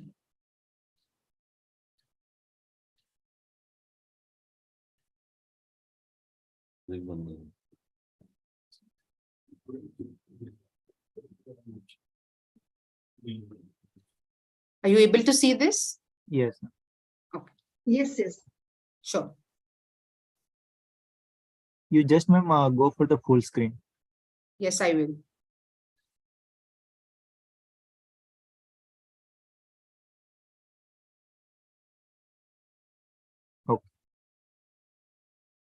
At the outset, I would like to thank IFS and Nagpur OBGYN Society, Dr. Bindu Madam and Dr. Sushma Deshmukh Madam for having us for this panel. It's always a pleasure to be here. And today we have stalwart panelists with us, Brigadier Dr. R.K. Sharma, Dr. Ramani Devi Madam, Dr. Asha Bakshi Madam, Dr. Manik Kare, Dr. Kaushal Madam, Dr. Nishad, Dr. Ashwini, and Dr. Keshav Malhotra. So we have an excellent combination of the clinician as well as the embryology faculty here. And this is a little disclaimer which we would like to give from our end. All the panelists are expected to answer to the point, put forth your practices, not the evidence. Practical tips and trips will be appreciated, this being basically troubleshooting, and no questions can be asked to us because this is a webinar, so we will appreciate.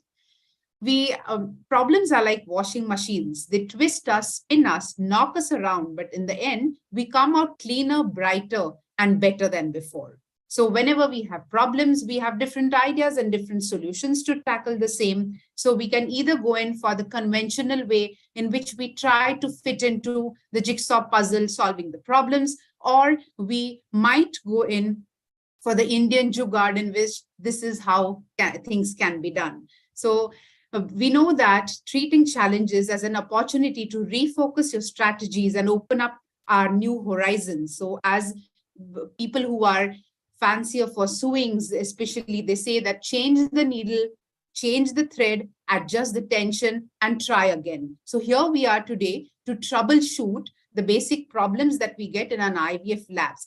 As Dr. Bindu Madam has rightly said, that there has to be not only a camaraderie between a clinician and an embryologist, but it has to also show, especially during troubleshooting situations. So let us, without much ado, let us start with the first clinical case. A 29-year-old lady was posted for IVF for severe OATS. She underwent a oocyte retrieval today morning. Her BMI is 24, antral follicular count of 16, AMH 3.8. She was stimulated for a controlled ovarian hyperstimulation with a fixed antagonist protocol. Trigger was a dual trigger, Ovitril and Decapeptyl, administered 36 hours prior to the oocyte retrieval. At the time of oocyte retrieval, while doing the oocyte retrieval, we waited and waited till our embryologist Daya came up and said, "Sir, kuch to gadbad hai." So what is the probable gadbad here? I would like to start the clinician to take. Ashwini, can you start? Do we have Ashwini here? Otherwise, Dr. Kaushal Madam can take it. Yeah, Ashwini hasn't joined. No problem. Dr. Kaushal Madam can take it for us. Okay, so the first thing that we really need to evaluate stepwise is whether the stimulation that was given was a heart stimulation, what gonadotropins were used for the stimulation, because apparently the BMI is fine, the AMH is normal. As we can see, antagonist protocol was also used for this patient. And a dual trigger was also used. So apparently as such, we do not see a problem in this patient. So then the next step comes is whether there was a problem at the procedure itself when actually performing the egg retrieval procedure, whether the suction was correct that was being used. And the other is, if patient has undergone previous cycle, whether there was a problem even in the previous cycle, is also something that needs to be found out. All right. Dr. Asha Madam, I would want to know, you are doing the oocyte retrieval, your embryologist is telling you that we have no oocytes. What exactly should be the SOP at that point of time? What will you check? We need a stepwise, clear-cut SOP for our audience. Yes, I think we should stop for a little while. It doesn't matter that you have to just keep going. If any initial 5-6 follicles, if you're not getting any eggs, then one should really ponder what's going on. And the first thing I ask my staff is to check whether the injection was taken in time or not. because many times we ask the patient to take the injection in night, and maybe that understanding the right date is not there. What system we have made is the moment the patient takes the injection, that patient sends an SMS, a message on the WhatsApp that yes, I have taken the injection. So we know that this time will never go wrong. So this is one thing you should check. Then another thing you may check is to check for the HCG. So you may check the urine, and with the strip you can check whether HCG, maybe the quality of the HCG was not proper, maybe it was not given properly. So that is another thing that you can do. And the third thing is you can even check follicular fluid HCG, LH. So that also will help in telling you that what something is wrong. And it's not a bad idea that you aspirate one ovary. And if you don't find a single egg, then give her injection HCG again, and maybe 24 hours later you can do the retrieval again. But to be honest, I've done this and I did get the eggs, but no fertilization. So it's easier to say, but really it's difficult when this situation comes, and I have faced this situation at least 2-3 times. So it's not that it doesn't happen, that I'm too good and it doesn't happen with me. It happens with anybody. And same patients I've stimulated the next time and I got the eggs. So many times there are factors which are beyond our control. And the biggest thing is, I think, is your injections, the HMG injections or FSH injections, whatever you use. Many times their cold chain is not proper. And I feel many times in the market also, maybe the labeling is wrong. You have to really find out from whom you are taking the injections. Is it coming through proper cold storage, how you are getting? So there are so many factors which are uncontrollable, but still these are the things one can do. Absolutely. Madam, do you have I would just any- like to add something here. Yeah. We had one interesting case where a patient, I finished retrieval of one ovary, and we found no oocytes. And then we started inquiring, and we got to know from the husband that the trigger shot was just taken the night before, instead of it being taken 36 hours prior. And then I left the other ovary and then calculated 36 hours from there and did the retrieval. We got eggs, we got embryos, and the patient even conceived, So this was just one of the That's good. cases That's where very we good. actually could That's solve the puzzle. You were lucky. Yeah, Dr. Asha, madam, is there any cutoff for your beta HCG levels that you do to elicit whether the potency of your trigger was good or not? Do you believe in any cutoffs? Have you read about any cutoffs? No, I'm not aware of, but it would be interesting to know. Yes. Is anybody in the panel willing to take this?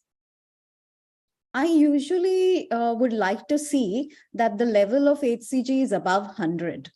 And then I know that the trigger is probably being taken correctly. There is probably some other issue with the patient. True. Dr. Ramani, madam, how would you like to counsel this couple now that this is an empty follicle syndrome? And what would be your strategies in the second cycle for optimization of this kind of a patient with a previous empty follicle syndrome? I don't think she's there. She's not there? Okay. I mean, I just can wanted we- to bring up a point on the blood beta HCG levels. Absolutely, sir. I am not sure if everyone's doing it, but isn't a UPT strip enough? Why would we want to subject the patient to another blood test? Because I mean, we might still get a line in a normal LH kit or a UPT kit.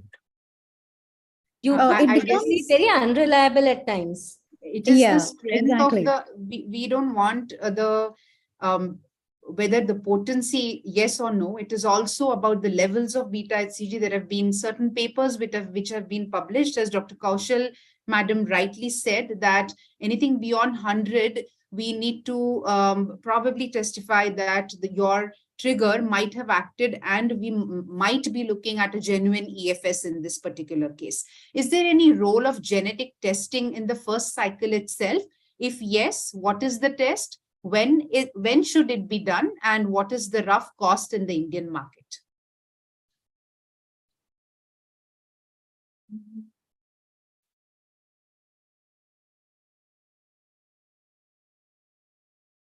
Uh, are you there? Yeah. Have I lost Yeah. people? No. Yeah. Yes. Yeah. All are there. Uh, All are there. I think before starting any IVF cycle, both husband-wife karyotyping is very important test. Basically, in view of your embryo status, not here means not getting oocyte is doesn't depend on your genetic factors. So whenever patient come for IVF, you have to check karyotyping first, both husband wife, and it for couple it costs around 8,000 to 10,000 rupees. Can I take Sushma madam in the panel a little bit if I'm allowed to do so? I need that. Just you continue. I'm there. I'm listening. Yeah. All right, no problem. So basically, as Dr. Manik has rightly said, there's no role of genetic testing in the first cycle, though there have been Yes. certain reports. So especially to differentiate between a genuine empty follicle syndrome and a false empty follicle syndrome, as we call it, which differentiates whether the potency and the efficacy of your trigger was great, or it is actually a genuine empty follicle syndrome because of defective folliculogenesis, as Dr. Kaushal has rightly mentioned about the quality, the potency of our HMGs and batch-to-batch variation, as has been mentioned by Dr. Asha madam as well. Defective aspiration and delayed detachment in certain patients of the cumulus complex from the wall of the follicles. So this is a ZP1 gene mutation which has been found in certain patients with empty follicle syndrome. This is a single report, but it has been published in 2023. And there is also genetic evidence of a genuine empty follicle syndrome, which is a novel effective mutation in the LHCGR gene. And this also is an interesting publication, again from 2023. So over to you, Dr. Gaurav, for the first embryology case. Sure, ma'am. Thank you. Okay, so the first question that we have today is, ma'am, can you please go back? Yeah, actually, I just feel that it is. Okay. Yeah. So we have a scenario where a well-performing lab suddenly starts to see poor blastocyst conversions for 3 consecutive months. How do we troubleshoot this scenario? And do we perform a stepwise analysis for such cases? And if yes, how should we go about these?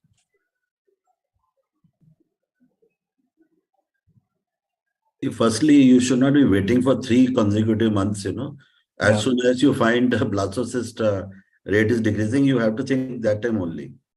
Absolutely. The first case itself.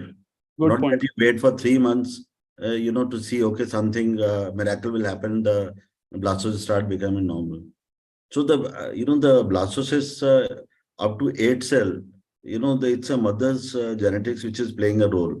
And after 8 cells, the paternal genes also say. So as it was brought out earlier, so one has to see the semen factors, which could prevent, a good blastulation rate, besides your pH, temperature, osmolarity, and the VOCs in your center. So I think all of those things, and then only you can, maybe able to get some ideas what is the cause of the poor blastulation rate. So I would, start investigating from the first case itself rather than waiting for so many months, for seeing finding the cause. Makes sense, sir. Ma'am, can we skip to the next slide, please? Let's see the blastocyst conversion rates.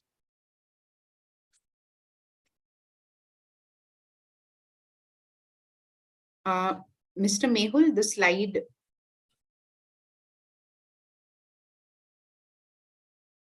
I think it's not Yes. slipping. I'll just escape it and start the presentation. So, sir, I think rightly said. Yeah, it is. We could see. Troubleshooting on a per case basis. But let's just look at the results that we're talking about. So we've been. Okay, so we've had 67%, 74%, 66% for Jan, Feb, and March. And suddenly there's been a sudden huge drop down to 19, 17, and 16%. So this lab has been performing well. But from March to April, there's about a 45% reduction in the blastocyst conversion rate. Very significant. Now, that's a huge drop, and Yeah. I mean, owing to the fact that this lab was performing quite well for the first 3 months of the year, I do suspect that obviously their protocols and everything are in place, so that's something that we can omit. What I would do in such a scenario is that I would first see that whether they've changed anything between March and April. It could be a lot of consumable, it could be a lot of the culture media, it could be a shift from, let's say, one batch of oil to another batch of oil. So these are certain things that I would want to check, and that's where documentation is a must. So whatever case any lab is performing, they should be documenting their culture media lots, they should be documenting their oil, consumable lots, etc., etc. All of those things need to be mentioned. I would also want to see if there was a shift in the air quality in such a scenario. There are times where, like, I mean, I have also experienced this where people have forgotten to change inline filters of incubators, and those choke up, and that can ultimately lead to a quite a drastic change if that particular incubator is being used. Again, when we're talking about equipment and when we're talking about incubators, whether the incubator itself is functioning properly, when was it last, when was it, the incubator checked, or what was the maintenance of the incubator itself? That's again something that I would want to see. Any nearby construction, dust, introduction of dust, VOCs, etc. in the laboratory during this period. I mean, there's a huge list that you would want to just go one by one and then cross off. So, sir, let me ask you a question. Would 1 month be enough to hit the panic button if there's been a change in the team itself? I mean, if they're doing regular cases, even in a 1 week duration would be enough to start this exercise. What if there's been a change in the team itself? What if the embryologist has changed? I mean, if an embryologist has changed, obviously they are hiring an embryologist which of a certain skill level. And I don't necessarily feel that there would be this amount of drastic difference between embryologists nowadays. India is generating fantastic embryologists. So I would press the panic button if even one of my good prognosis case goes bad and I'm not getting the expected value. I would start questioning the team immediately, because 3 months is too long. We've compromised so many cases. Good point, sir. I think, like Sharma sir said, we shouldn't be waiting for 3 months to troubleshoot. If this has starting to become a trend, we should do this on a per case basis itself. But for the given scenario, we've got a long duration. We've got 6 months.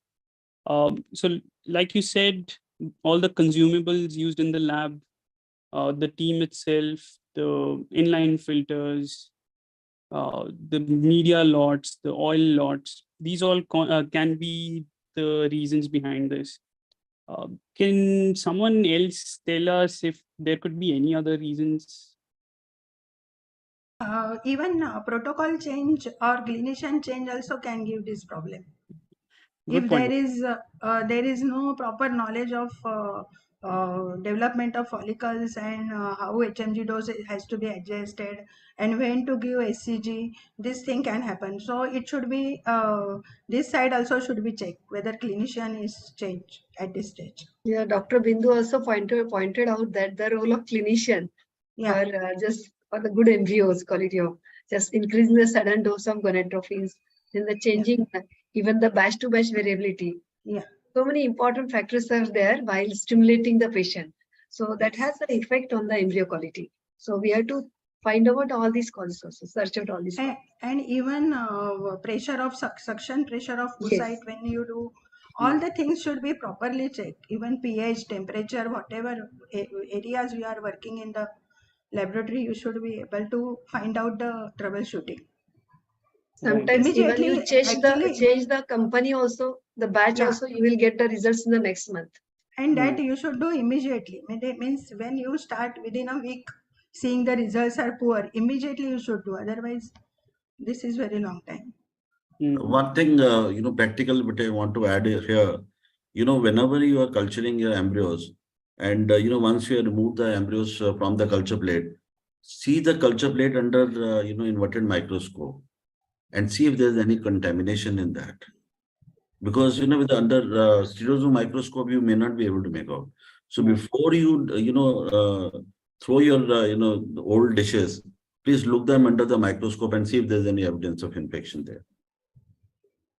Right, sir. That's a good point again.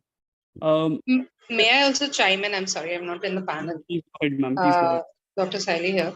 No, Yes, I ma'am. just wanted to say beyond Dr. Sharma's point that we can even send the draw by after shifting the embryos for culture. So we can also send a culture media that maybe we have equilibrated apart from the culture media, because most labs have extra culture media that they equilibrate, and check whether there is culture. And then you can also maybe find out which incubator the culture is at. Yeah. So just an add-on point. And also VOCs, there have been situations where there has been construction and suddenly there's been a huge drop in blastocysts. So it is better to have a place that allows you to increase your VOC control over a certain period of time. You can get in more portable, you can ask your vendors to get in more portable systems just to help you out. And that has also helped in the past. Right.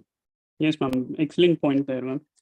Keshav sir, you touched upon inline filters. Yeah. Why exactly do we need inline filters when we're getting medical grade supply, gas supply? So we, first of all, don't really know the quality of gas that comes in these cylinders. True. We don't know how they're handled. We don't know how they're filled.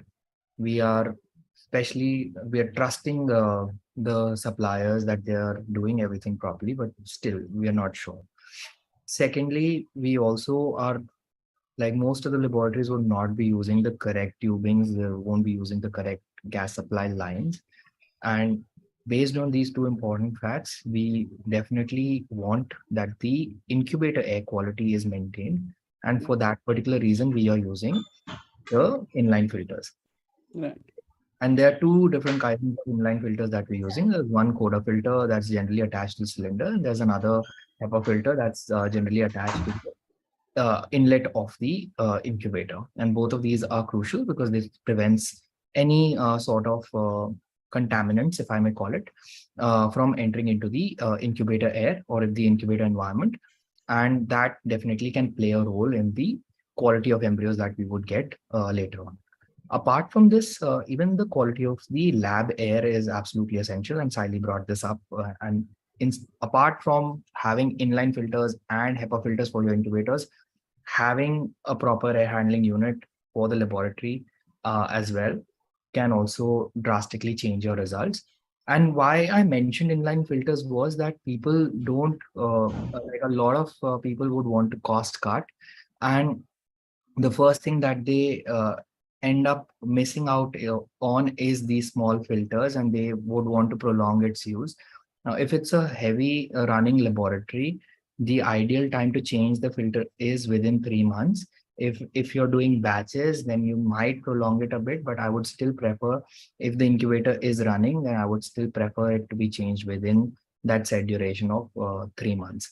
And I think that's one place where, I mean, I've done one troubleshooting for a laboratory where the filter wasn't changed for a year. And that's one of the reasons why I brought this point up.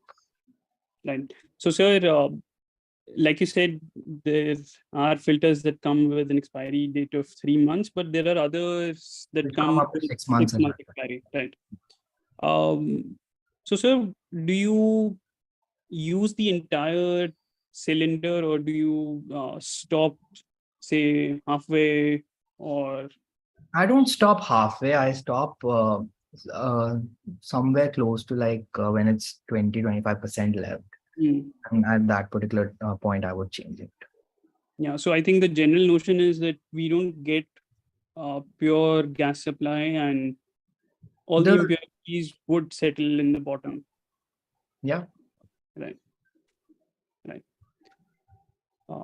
Yeah, Dr. Manjari. Can I? Yes, please. Yeah, I just want to chime in at last point. Sorry for disturbing the panel.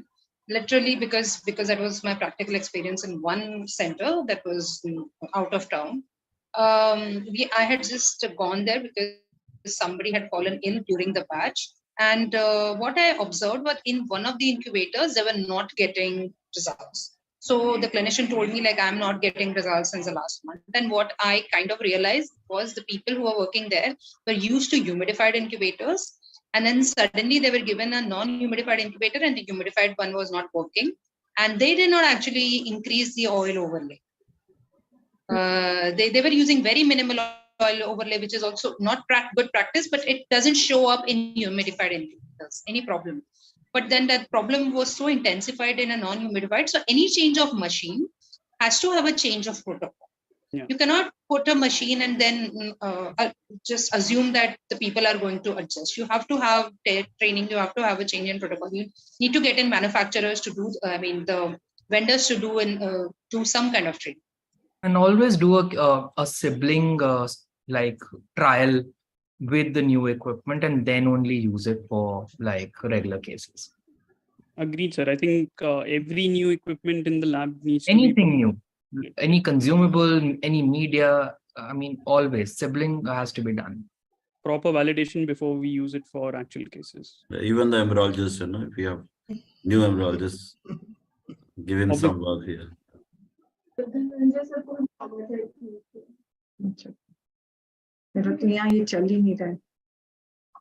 Yeah. Right, ma'am, you can, yeah. Next. Dr. Gaurav, shall I take the second case? Yes, ma'am, please take over. Sure. So this is the second clinical case. During a oocyte retrieval, we got 6 oocytes, after which suddenly the suction pump has stopped. What are the checkpoints to restart the pump? Being a new center, the second machine was not available. Do you know any scientific jugaad in case there is no suction pump available? If yes, how to proceed? So generally we do have 2 suction pumps have to be there. That is the ideal standard of care. We generally have these kind of pumps, which are the manual adjustment ones, or we do have the automated suction pump. But unfortunately, this was a new center and there was only 1 suction pump, which has now stopped. You have retrieved 6 oocytes. What next? Shall we start with Dr. Asha, madam? Yeah, Manjari, this happened with me once. This is in my initial practice when I had only 1 suction pump, and all of a sudden it stopped working. What to do? So what we did is, because when I trained in Oxford, that time initially the nurses were using 20 ml syringe to create the suction, and then I remembered that in England I had seen this. So I asked my girls to use the 20 ml syringe, and they created the pressure, and with that, and that patient had good eggs, and she ultimately conceived also. So this I'm talking about, say, way back in the year 2001 or something like that. So, but these things can be done, and this is and sometimes what happens in the suction pump, in the pedal, there is some air which is filled in the rubber pads. So you can ask someone to fill the air in that, like in a balloon you fill, so that air can be filled in that pedal and then it starts working. So these are the 2 things I've personally faced, and I can vouch about it, and it really works. Dr. Kaushal, any inputs from you? Yeah, first, I would just like to talk about, suppose you feel that it's not, the suction has suddenly stopped. Then the first thing that comes to your mind is, think about the local and minor factors. There could be just be a blood clot. Try and increase the pressure first. And very often, that just gets sucked out and then the pressure starts again. That's a common thing. Another is check out. Sometimes what you find is that the test tube that you have taken, that test tube has broken.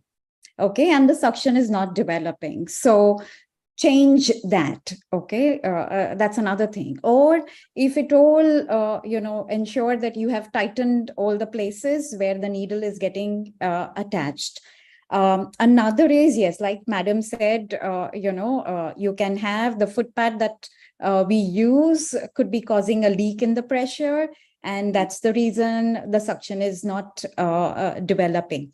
And yes, one incident that even I had when I initially began, again, I had just a single one. And you won't believe this is absolutely an Indian jugaad, but I actually use the suction machine. What we use for DNC or what the anesthetists use, the suction machine, that is the machine that I actually used and completed the retrieval. I mean, never ever do I want to do it again. Never ever would I advise people to do it. But this is something that I had done, you know. Ma'am, but So, how did you yeah, manage I to mean- decrease the pressure? it is Because very that difficult. pressure is. I had to control it. I had my staff nurse really monitoring. So one person really checking out because I had to ensure that we are not going overboard with the pressure. But yes, we managed to complete the retrieval. Madam, I just want Another to, one simple. Yeah. I want to Yes, show sir. you something.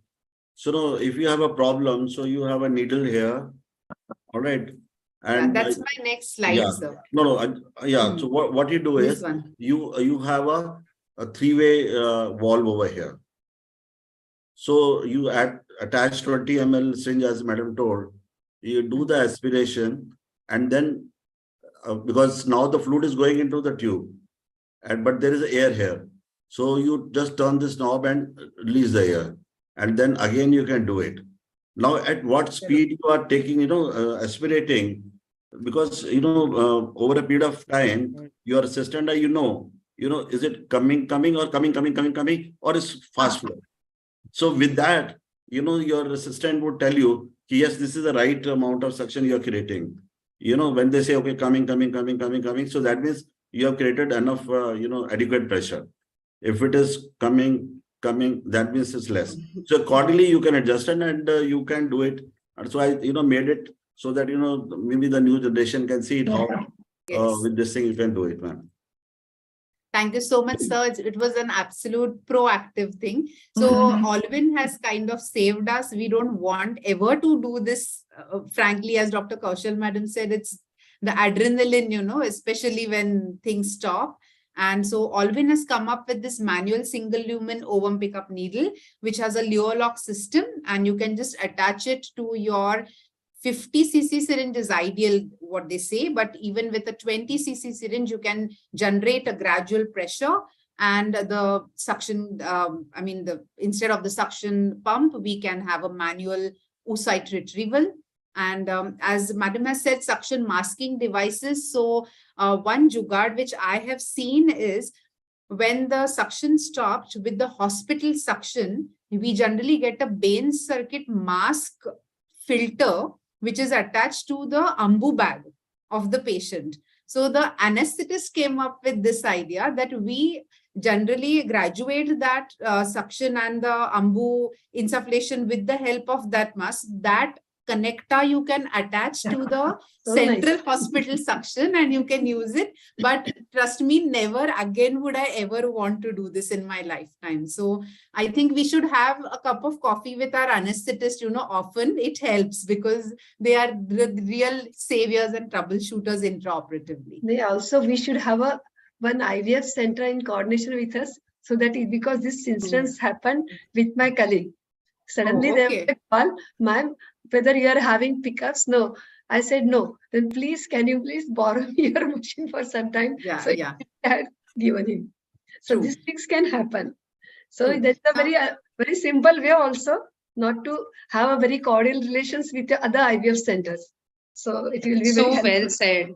It's so well said, Dr. Daya. One Now more we thing I wasted, want to let's say. have an hypothetical scenario in which we wasted 15 minutes doing this and we Malik were wants figuring to all add this out. something probably. So now the I patient. want to say one experience of mine.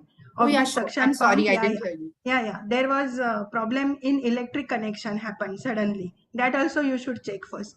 Because sometimes we do all this jugaad and then we come to know that there was some problem in the plug which was giving that problem in suction.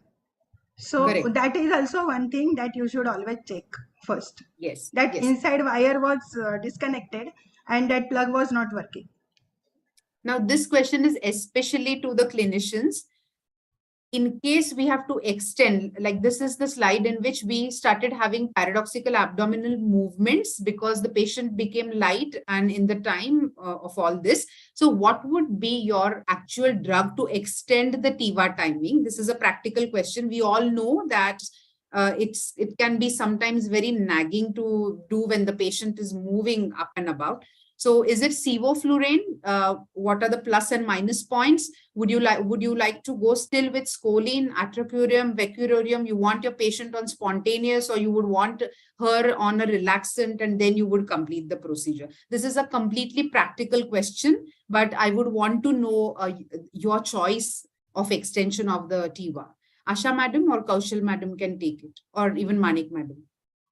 See, mostly I do my patients under para-cervical anesthesia. I give more local anesthetic in the fornices. So hardly any sedation. Many a times my patients are awake also and talking, and we do the retrieval. So usually this situation has not come up, but don't you find it problematic in hypermobile ovaries, especially severe PCO, hypermobile ovaries, and the patient is light? So, yeah. I've never faced this. Means it happens sometimes, but usually we are okay doing all the things, and I never had to give general anesthesia to any of my patients. But anyone else? Yeah, Dr. okay. Kaushal? I do all my cases under short general anesthesia using propofol. And my anesthetist, in fact, likes to use sevoflurane for all the patients because they're short procedures. So we really don't want to use anything further. But sometimes, yes, when we have hypermobile ovaries and it gets very difficult completing the retrieval, that's when they want to take the patient deep and give scoline. And I think that gives lovely relaxation. And most of the times, I mean, we are able to complete just with the scoline and complete the retrieval entirely. So I've really not required using anything else besides that. I just want to add one point. In the PCO, you will see the first ovary is always easy when you aspirate out. And the patient starts having paradoxical movement, only in the second ovary. So I tell my anesthetist, now finishing the first ovary, and now you give scoline. And, with that short, this thing, so we don't have to give it for a long time from the beginning only. So first ovary is generally very easy, and the second ovary is the one where the patient starts having movements. So we plan to give scoline at the right time so that the shorter dosage can be given to the patient. True. Thank you so much. Over to you, Dr. Gaurav, for your second case of embryology. Right. So the second scenario is the senior embryologist in the lab is noticing poor blastocyst survivals post vitrification and warming for 1 month. What do we do next? Ma'am, can we go to the next slide? Let's see photos. Yeah. So that's your embryo at freeze. This is at thaw, at 2 hours, and at ET. It's not expanded at all.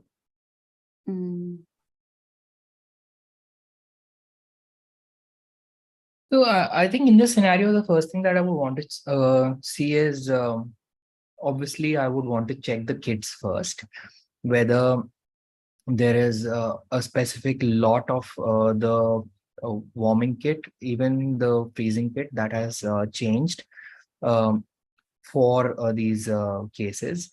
Second thing I would want to see is whether the embryologist who is handling these cases, is that embryologist new, or is that the only embryologist or a senior embryologist that was doing the warming. Third thing that I would want to see is, again, I mean, if you're waiting for 2 hours and if you're seeing no expansion, it can happen, but we should be able to see some amount of expansion, definitely.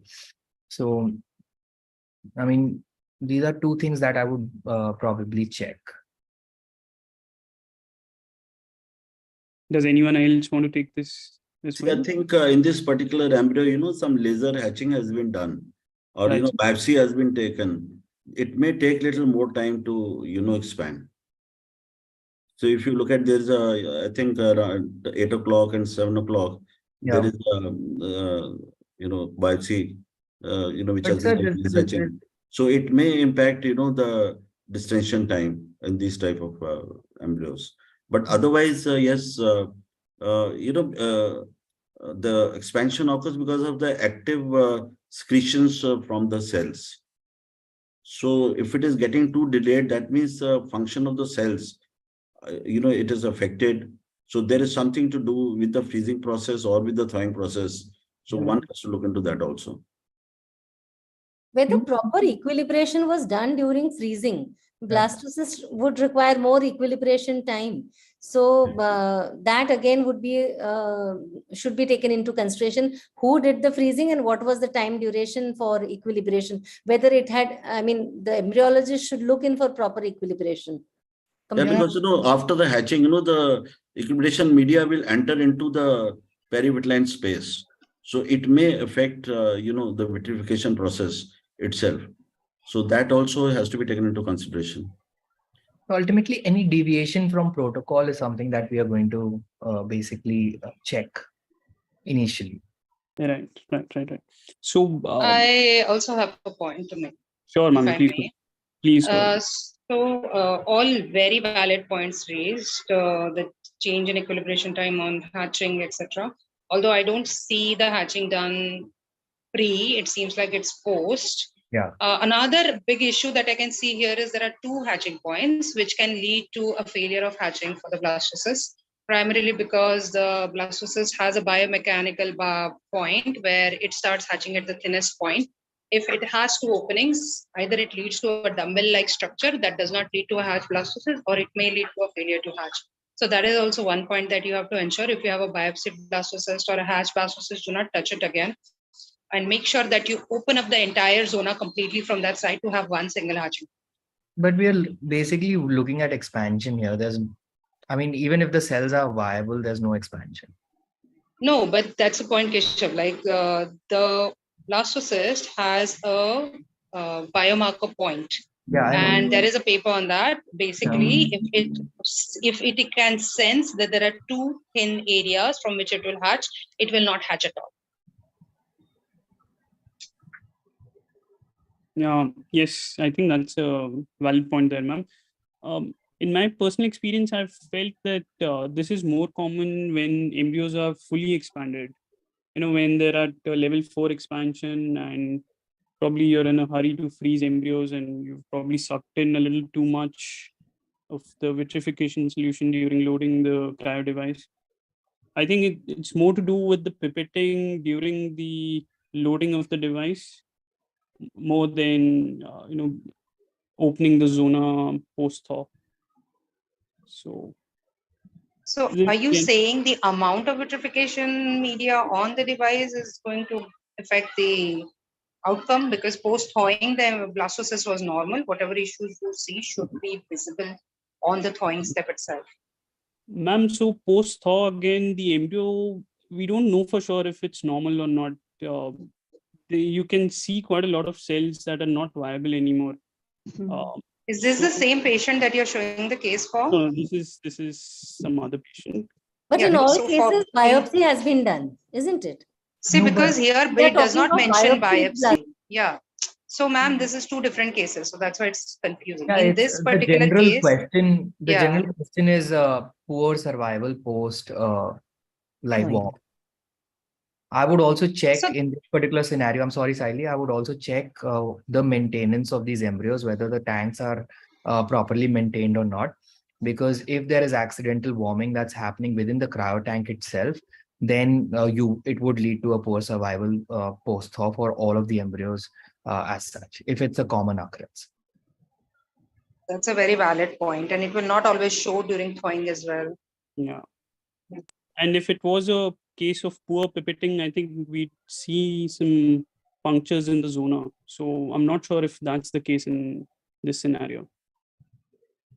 Right. Can we take the next scenario then, ma'am? Oh, there's also one point. I'm sorry. So there's also one point. There's a lot of granulation that you can see inside the blastocyst when it has been collapsed. Sometimes there is non-checked culture in blastocyst that might not be sufficient for reducing blastulation, but may affect the viability of the blastocyst during transfer or post-thaw. It's quite possible. Okay. Right, ma'am. Thank you for that. Can we go to the next slide, ma'am? Yeah, I mean, are you done with this? Yes. I think this is, yeah, this one. Dr. Gaurav, is this the slide you want? Yeah, so I think like we all spoke about, A obviously has to be the skill of the operator. B, if there was any ice crystal formation. C, if there was any temperature variations during the entire process. B, if there were any changes, if there was anything wrong with the vitrification and the thawing solutions. Incubators themselves could be a reason for this. And obviously liquid nitrogen tanks, if they have had enough liquid nitrogen inside or not. Right. Can we take the next scenario, ma'am? Yeah, Yes. over to you. Okay. Yeah, sure. So she's a 32-year-old lady with a known case of grade 3 endometriosis, having had several previous surgeries for endometriosis excision, and they were done in the past, and currently she's posted for a oocyte retrieval, the first IVF cycle, AMH 1.2. Patient was offered oocyte cryopreservation prior to the surgery for endometriosis excision, but the patient had refused. So this was the first cycle for the oocyte retrieval after the surgery, and AMH 1.2, antral follicular count 6, posted for a oocyte retrieval. So Dr. Kaushal, how would we actually, because we are falling short of time, let's be precise. Whenever you have an endometrioma in the line of the oocyte retrieval, how would you troubleshoot this particular scenario? And in spite of abdominal pressure, in spite of adjusting your probe, it's not coming in the line. So what exactly can we do? So one, very important, I usually do not like to go as far as possible. I want to avoid going through the endometrioma and complete the egg retrieval. So again, this is something that needs to be planned and worked out much prior to posting the patient, and having the patient on table. So I would usually have my plan ready.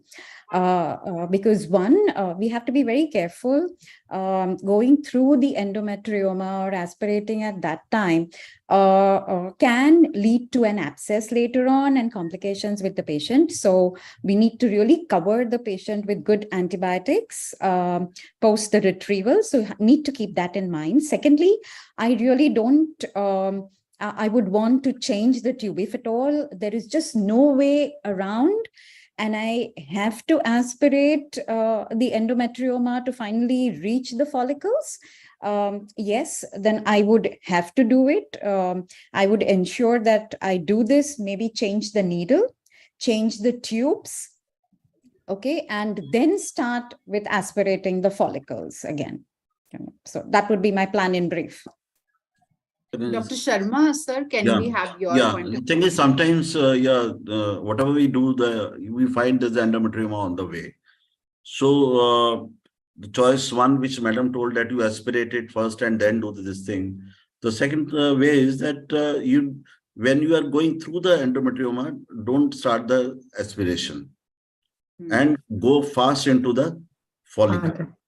And then once you have aspirated all the OCCs, give them 2-3 washes, because whatever endometriotic fluid which will be attached onto the cumulus mass, so you give them nice washes, instead of single wash in the herpes media, you wash it 2-3 times, and then as such, then we are doing ICSI for these patients. So you'll find that even if you have gone through the endometrioma and some amount of endometriotic fluid has still come with the follicular fluid, it does not impact the the outcome as far as the pregnancy is concerned. Dr. Asha, madam, does too much down regulation prior to your oocyte retrieval affect the oocyte quality? I don't think it affects the oocyte quality, but it does mean that you have to give more dose of the gonadotropins and for the longer time. But I don't think it will affect the oocyte quality. No, in fact, it is like a iatrogenic hypogonadism. Yeah. In fact, you get better pregnancy rate in these patients. With that, exactly. Yes, especially for patients with endometriosis. True. No, the studies have suggested whatever protocol you use, whether you use a long protocol or antagonist protocol, it really doesn't matter. And it is the same. The quality of the eggs is same. But yes, if you use long down regulation, then you may need more. The current offense. And maybe you start with a HNG rather than SH. True. Now, the left ovary was completely adherent. We knew this before, but we were hopeful that it will come in the line of the pickup. Sometimes, you know, Yeah. we just have that innate intuition and hope that it will come. Unfortunately, in spite of giving a literal fundle, sometimes I have a deja vu of my residency days, especially in these kind of endometriomas in which you give all kinds of trans-abdominal pressure, trans-vaginal manipulation, and still it did not come. This was the only ovary with the follicles. The other ovary was without any follicles and completely having an endometrioma. So we had to go ahead. So the decision of trans-abdominal ovum pickup was done. Now, how difficult is this decision? How should be the counseling done? Do we kind of take an anticipatory consent for this particular procedure? And what are we heading to in case we convert from a transvaginal to a transabdominal ovum pickup? And what are you comfortable with, a transabdominal probe with a side needle or a transvaginal probe being used transabdominally? I think all the three clinicians here can take. I have used transabdominal, especially in a case of Mullerian abnormality where the ovary was very lateral. And in that case, because we knew beforehand that we may have to do this, so we had taken the consent. But the problem is usually when you're doing transvaginal oocyte retrieval, you know that with the stimulation or some way or the other, you will get the eggs. So it will be difficult that you to counsel. Either you really anticipate and take a blanket consent that in case we do not get transvaginal, we may have to do transabdominal. And when we did this transabdominal, we used the transvaginal probe only. And because we are quite used to it, and then we use the needle, and I tell you, it was not difficult, and that patient conceived also. So Okay, Dr. Sharma, sir. Yeah, because especially when the ovary is very high and it is nearer to the skin also, and in that case, the transvaginal will give a better this thing view, and because it's near to the skin. So you can use a transvaginal probe for doing that. And but otherwise, in other cases, sometimes another thing what you can do is do the bimanual examination and try to push the ovary down, and which should have been done actually prior to your pickup, when you know that the ovary is very high. So you try that to, was it done can in make the it last so that has slide. been This is done. the continuation. So it has already been done. So the next thing what we can do is hold the cervix with the valsalum and pull it out. And then, sometimes you find that the ovary comes down into the pelvis. Yeah. With that is another way you can do it. But yes, transabdominal, as Madam said, even vaginal probe, we can do it better because we are more used to that. And since the penetration is up to 7 centimeters of the transvaginal probe, and this ovary is just lying below the skin only, and these ladies are generally thin. So we are able to, but in the thick ovary, the thick walled abdominal wall, then it may be difficult. Then you may have to use the transabdominal probe. True. Dr. Kaushal, madam, how do you keep the pressure, especially when you're using a transvaginal probe for a transabdominal retrieval? Would you keep the same pressure, or you would like to slightly elevate it? No, I keep the same pressure. And I prefer to use the transvaginal probe because, again, yes, like Madam and Sir said, we are much more comfortable using that. So we also have the probe guide to assist us, through which we can really put in the needle. So that gives us a lot of assistance. And another thing that I would like to state here is, like Madam said, she had done it for Mullerian agenesis. And that's the time where we look upon the surgeon. So many times when they are actually doing, for MRKH syndromes, along with the vaginoplasty, when they are doing the laparoscopy, they actually pull the ovary up and tie it, to the abdominal wall, so that in future, whenever she's going for an egg retrieval, abdominal egg retrieval becomes very simple. So this is something, that should be practiced and should be done so that it makes life very simple and easy, for clinicians later on. Yeah. So yeah, that is one thing. And in fact, doing an abdominal retrieval just like this is very simple and it's easy. It's the same as you do the transvaginal egg retrieval. True. So See, in this Mullerian agenesis, most of the time, if there is no infection, these ovaries are very mobile. And, they really do come down to the pelvis if you just pull the cervix down, the vault of the vagina. Now, cervix is not there. So they do come down. True. Now let's discuss this just really fast because we are falling short of time. So embryo transfer in special situations, acutely anteverted, retroverted uteri, how would you manage? I think I'll take one clinician. Asha madam, can you please take us through this? We'll use a catheter in which there is a double lumen thing, in which first you put in the outer cannula and then you put in the catheter. So, and it should be, the outer cannula should be a little bit firm. Or you can take the other catheters where it is malleable and you can use it accordingly. Sometimes whatever you do and still it is very acutely anteverted and difficult. In that situation, sometimes I had those metal spring type of cannula in which outer. So in that, and sometimes you may have to use metal stillet also to do it. So sometimes it may be really, really difficult. But yes, you usually succeed. True. ET with isthmocele. That is again another situation. There again, very important to go beyond the isthmocele and then you transfer the embryos, because otherwise you may transfer the embryos in the isthmocele itself and use less medium and try to go higher. Yes. Yeah. And in these cases, etoposipin can also be used where you are suspecting that the peristalsis will again affect, and maybe there is a role of etoposipin also. Correct. Yep. Dr. Sharma sir or Dr. Kaushal madam, have you done a transvaginal guided embryo transfer anytime? If yes, would you want to just let us know how? Because there's a slight, I think, learning curve for this, because we all are so used to our trans-abdominal probes being used for the ET that we have a mental block in the first place. Yes, in fact, I've done this quite often using transvaginal probe. Sometimes the patient is just not able to keep the bladder even mildly full for us to really observe.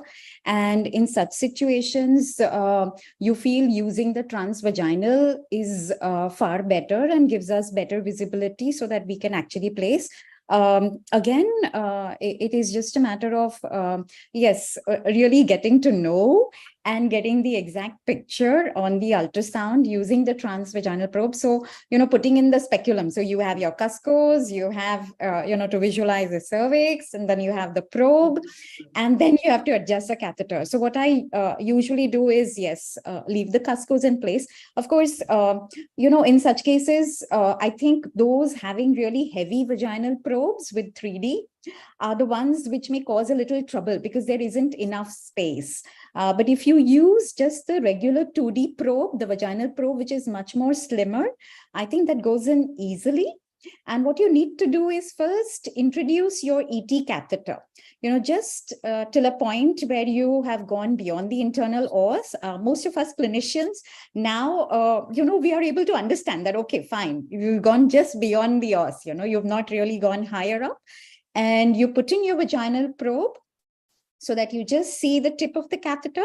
And then under transvaginal ultrasound guidance, you move your catheter ahead, it takes a little bit of expertise managing this entire thing.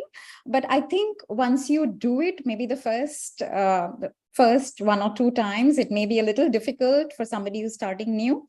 But I think later on, you get used to it. You know exactly where you're placing your embryos. Yeah, thank you so much. Can I add this thing? Yes, Most sir. of the time, Absolutely. this is really required, and especially when there are a lot of Nabothian follicles near the internal os, because that is a place where this catheters get stuck. So what I generally do is use the same speculum and hold the cervix with the Valsalm and put the outer sheath of the catheter and keep it at the place where it is stuck. Okay, and then I remove the same speculum, I introduce the TVS probe. And then I am able to negotiate, through those Nabothian follicles to reach above them at the internal os. And once I have reached above the internal os of the outer sheath, I remove the vaginal probe and then, do the regular embryo transfer under abdominal ultrasound.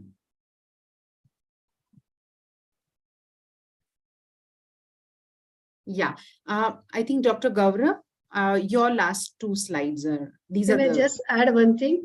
That's why many times I always recommend pre-IVF hysteroscopy. It has a very good impact on difficult transfers. Especially, I always mention the findings over there, what the difficulty I am facing with the help of hysteroscopy.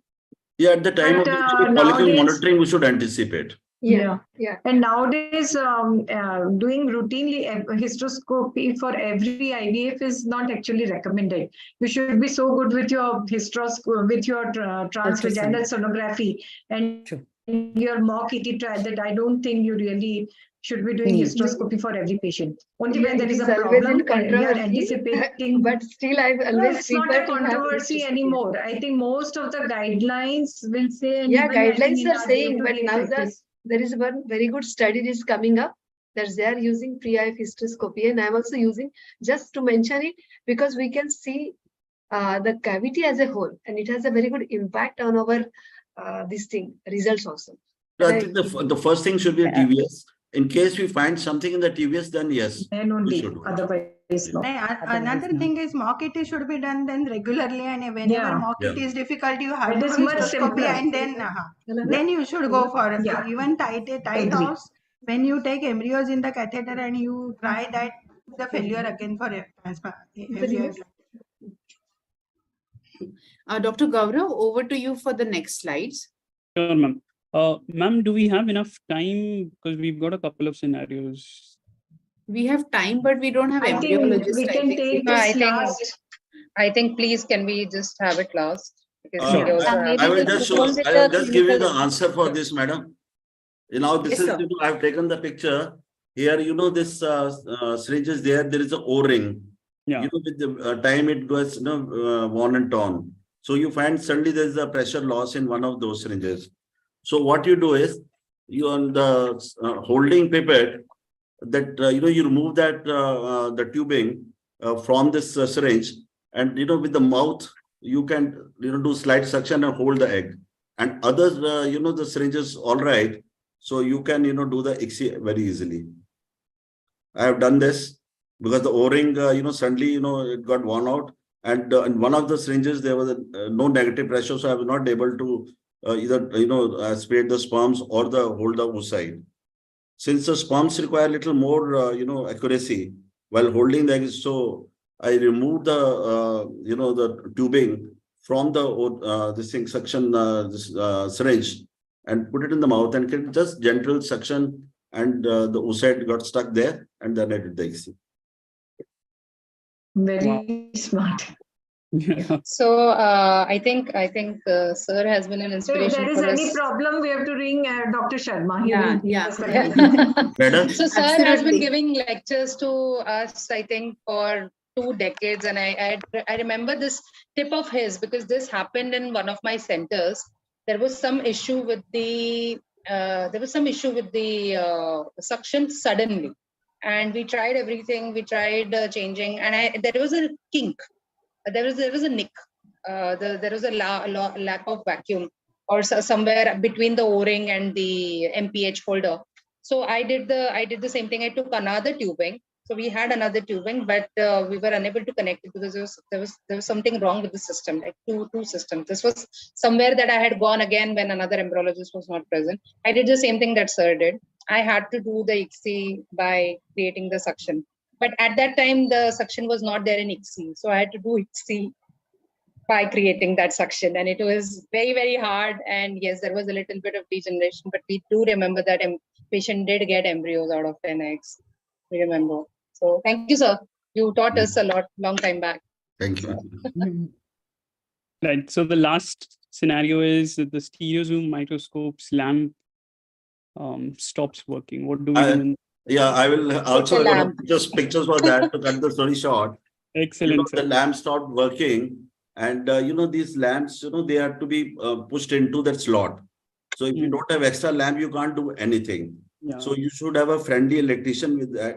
So this fellow, he just examined it, and what he did was he attached 2 wires on top of that.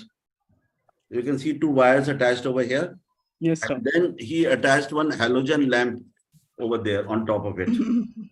Wow. So we were able to do the ICSI in this patient, but the only problem was this light was just sufficient, for you to see it. But then monitor, the assistant could not see it, what I was doing inside. So this is a possibility in emergency. So you just, remove that cover and take out the fuse bulb, attach 2 wires and attach 1 halogen bulb, which is very easily available. And you can finish off your ICSI in this patient. So this is the inverted microscope. Yeah, this was the inverted microscope. So may I add that I've used a normal lamp? No, in the stereo zoom microscope, you put a torch on the other side and just reflect. Sir, during ICSI, I have used a normal torch. Okay. By opening the lamp house myself, and I had to put on the torch because the halogen went away, and that center did not have a backup halogen, which I would strongly suggest to everybody to get it's very small. It's a Philips 12 volt 20. So it's a 20 watt Philips halogen. You can buy it anywhere. You can replace it yourself. No, the thing is, I've done using the mobile lamp. We used a torch. To be very, very honest. We had no option at that point of time, and oocyte vitrification had not started at that point of time. This was in 2012. We had not started oocyte vitrification yet, so we did not have an option at that point of time. Dr. Gaurav? Sharma sir, hope you have a picture ready for this as well. No, I thought these are normal troubleshooting. I have got another one very interesting. Really well prepared. So well prepared, sir. Yeah. Thank you very much. See what happened during the, the thawing, when, you're removing the long sheath, from the outer sheath, the thin sheath on which the embryos there got stuck there only. It did not come out. So you have a small outer sheath and the embryos lying inside in that sleeve inside. So what you have to do is, under those circumstances, don't panic. You just hold the outer sheath and you can just see a small tip of, the sleeve which is holding the embryos. Hold it with the artery forceps and then, dip it back into the liquid nitrogen. And then subsequently, deal it as you're dealing with the, removing the embryos from the sleeve.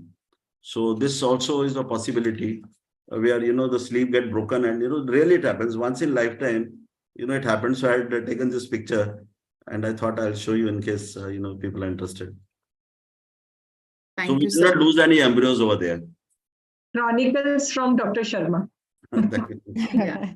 So as we come to the end of the panel, it's rightly said that life is a journey with problems to solve, lessons to learn, but most of all, experience to enjoy. And today's was one of the experiences in which we were enlightened by such faculty and stalwarts. And I'm truly honored to be moderating the panel in presence of such an esteemed panel. Thank you so much again to IFS and to the Nagpur team. Thank you. Yeah, Manjari, it was extraordinary. Yeah. And all the panelists and all really big bosses really did very well. We are really thankful. Thanks very much. Thank you. Thanks, Manjari. Thanks, Gaurav. And thank you, everyone. Thank you for everybody for joining. Thank you so much for your time. Yes, ma'am. Yes, Ayali. Please be there. Please, we'll have a photograph. No, Yes, ma'am. thank you so Ma'am, much. The we vote won't of have a thanks by formal- Dr. Bindu. No, they won't Bindu be a ma'am. formal vote of thanks. I have not prepared slides because actually Bindu ma'am, Vanshika if was you going don't to mind. do the vote of thanks. Payal, you please continue. Yeah. Bindu ma'am, I would like to acknowledge I would like to acknowledge Dr. Gaurav Mittal Yeah, because Dr. he has Gaurav, done this 11th hourly, in- Dr. I Gaurav, think thank you very much. it is just in 1 hour notice that he instantly also made slides and sent it. And I truly appreciate this gesture. Yeah, Dr. Gaurav, really appreciable. Thank you very much. Thank you, Madam. Thank you, Dr. Deshmukh, Dr. Chimote. Thank you. Much. Thanks, you. Dr. Manjari. Thank Yeah. you, everybody. Yeah, thank you. Everybody. Yes. Yes, we'll have a one photograph. Mehul. Yeah, just a minute, ma'am. I am taking. Gaurav was there not at the 11th, the 12th hour, I must say. Just there in the nick of time. So that Many is called thanks to troubleshooting. everyone, and I would like to specially thank ICOG for awarding 1 credit Yeah. point for this event as well. And many thanks to Cellsure Biotech, Dr. Saili and her team, Dr. Manik, and Dr. Kaushal. It was wonderful knowing you. We have seen you, Dr. Gaurav, Dr. Manik, Dr. Kaushal. We are meeting for the first time, but then it was really wonderful, and hope to Thank you, keep ma'am. in touch and hold more programs in association in the future as well. And as always, extremely thankful to Dr. Sharma sir, Dr. Asha Bakshi madam, Dr. Manjari, you were wonderful as always. I mean, it is such a pleasure in such a innovative way you hold your panels, and your opening slide is the best. Thank you. So, yes, and thank you so much for associating with us, Saili. And also thanks to NOGS under Dr. Sushma Madam and Dr. Pragati for giving us support. And last but not the least, all the technical support provided by Corona. So Mr. Mehul, Mr. Vinod Taivade and team, thank you so much for being there. And I Payal, you also conducted very well. Dr. Payal. Thank you, ma'am. Thank you for giving that opportunity. Thank you, Bindu, ma'am. Thank you. Thank you so much, Payal, for doing this for us. And as always, wonderful, crisp and nice. Yeah. Thank you so Thank much. you. Thank you. Thank you to all Thank you. embryologists. Once again, thank you Yeah. all. Everyone. Thank you to all Nishad embryologists and Nishad is not clinicians. well, Dr. so he Asha couldn't Bakshi, join. Dr. Kaushal, Dr. Yes. Thank Yeah, you. so Nishad Thank is you. not Sharma well, sir. so he couldn't join. Ashwini had to rush to Mumbai. I think Foxy results are being declared. So Yeah. she said she had to be there. Keshav had to leave in between for a family function. So yes, we did not have the embryologists on the panel till the end, but then Saili made up for them. And of course, Dr. Sharma sir is for clinicians. I think embryologists. he's been our mentor and Multitasker. teacher, I think. Yes, Yeah. A thank you so long time much. we have listened to sir Yes, for a long time. yes. Such a pleasure to have. Thank you for taking your time out from your busy OPDs and busy lab cases, and thank you so much for being here. We are very, very Sir has grateful. actually And authored a thank you, chapter. Sharma sir, for your Yeah. innovative tips. And you are so well prepared with all the diagrams. My God. Ma'am, he has written the chapter on troubleshooting in IVF Yeah. book. In our book. Yeah. Yes. Yes, ma'am. Makes sense. Yes. He's the perfect person for that. Perfect. Exactly. Yeah. So So, thank you so much, everyone. Yeah. Thank you, ma'am. Thank you so much. Thank you so much for your time and energy. And Dr. Bindu ma'am, thank you the most for coordinating Our everything pleasure. as Our well pleasure. as the lecture. Thank you so much for bringing so many societies together for this very, very important topic. And you're always, a veritable treasure of Oh my information. God. And you are. So thank you so Dr. Sharma much. sir, there, I mean, we are She is the really academic treasure. Thank you, ma'am. Thank you so much. I'm really Nothing to honored take and away humbled. from sir, but always a pleasure. Honored And and humbled, really. I'm honored to have such senior people on the panel. I have goosebumps. So many senior people giving their tips. I think this lectures, not just the lectures, the whole YouTube link is going to be sent by Cellsure team everywhere, because this is going to be very, very encouraging and very enlightening for clinical as well as embryology. I think that coming together itself is rare. And we are very, very grateful and thankful for everybody for taking out time and actually staying till the end, even though we overshot over time. We are sorry about that. Thank you so much for your I time. should be sorry about it. I really short. Thank you, ma'am. Thank you. Thank you so much. Good night, Good everybody. night, Good night, everyone. everyone. Yeah, good night. Good night. And say my hello to Nishad and Chimote sir. Sure, sir. Sure. Thank you, sir.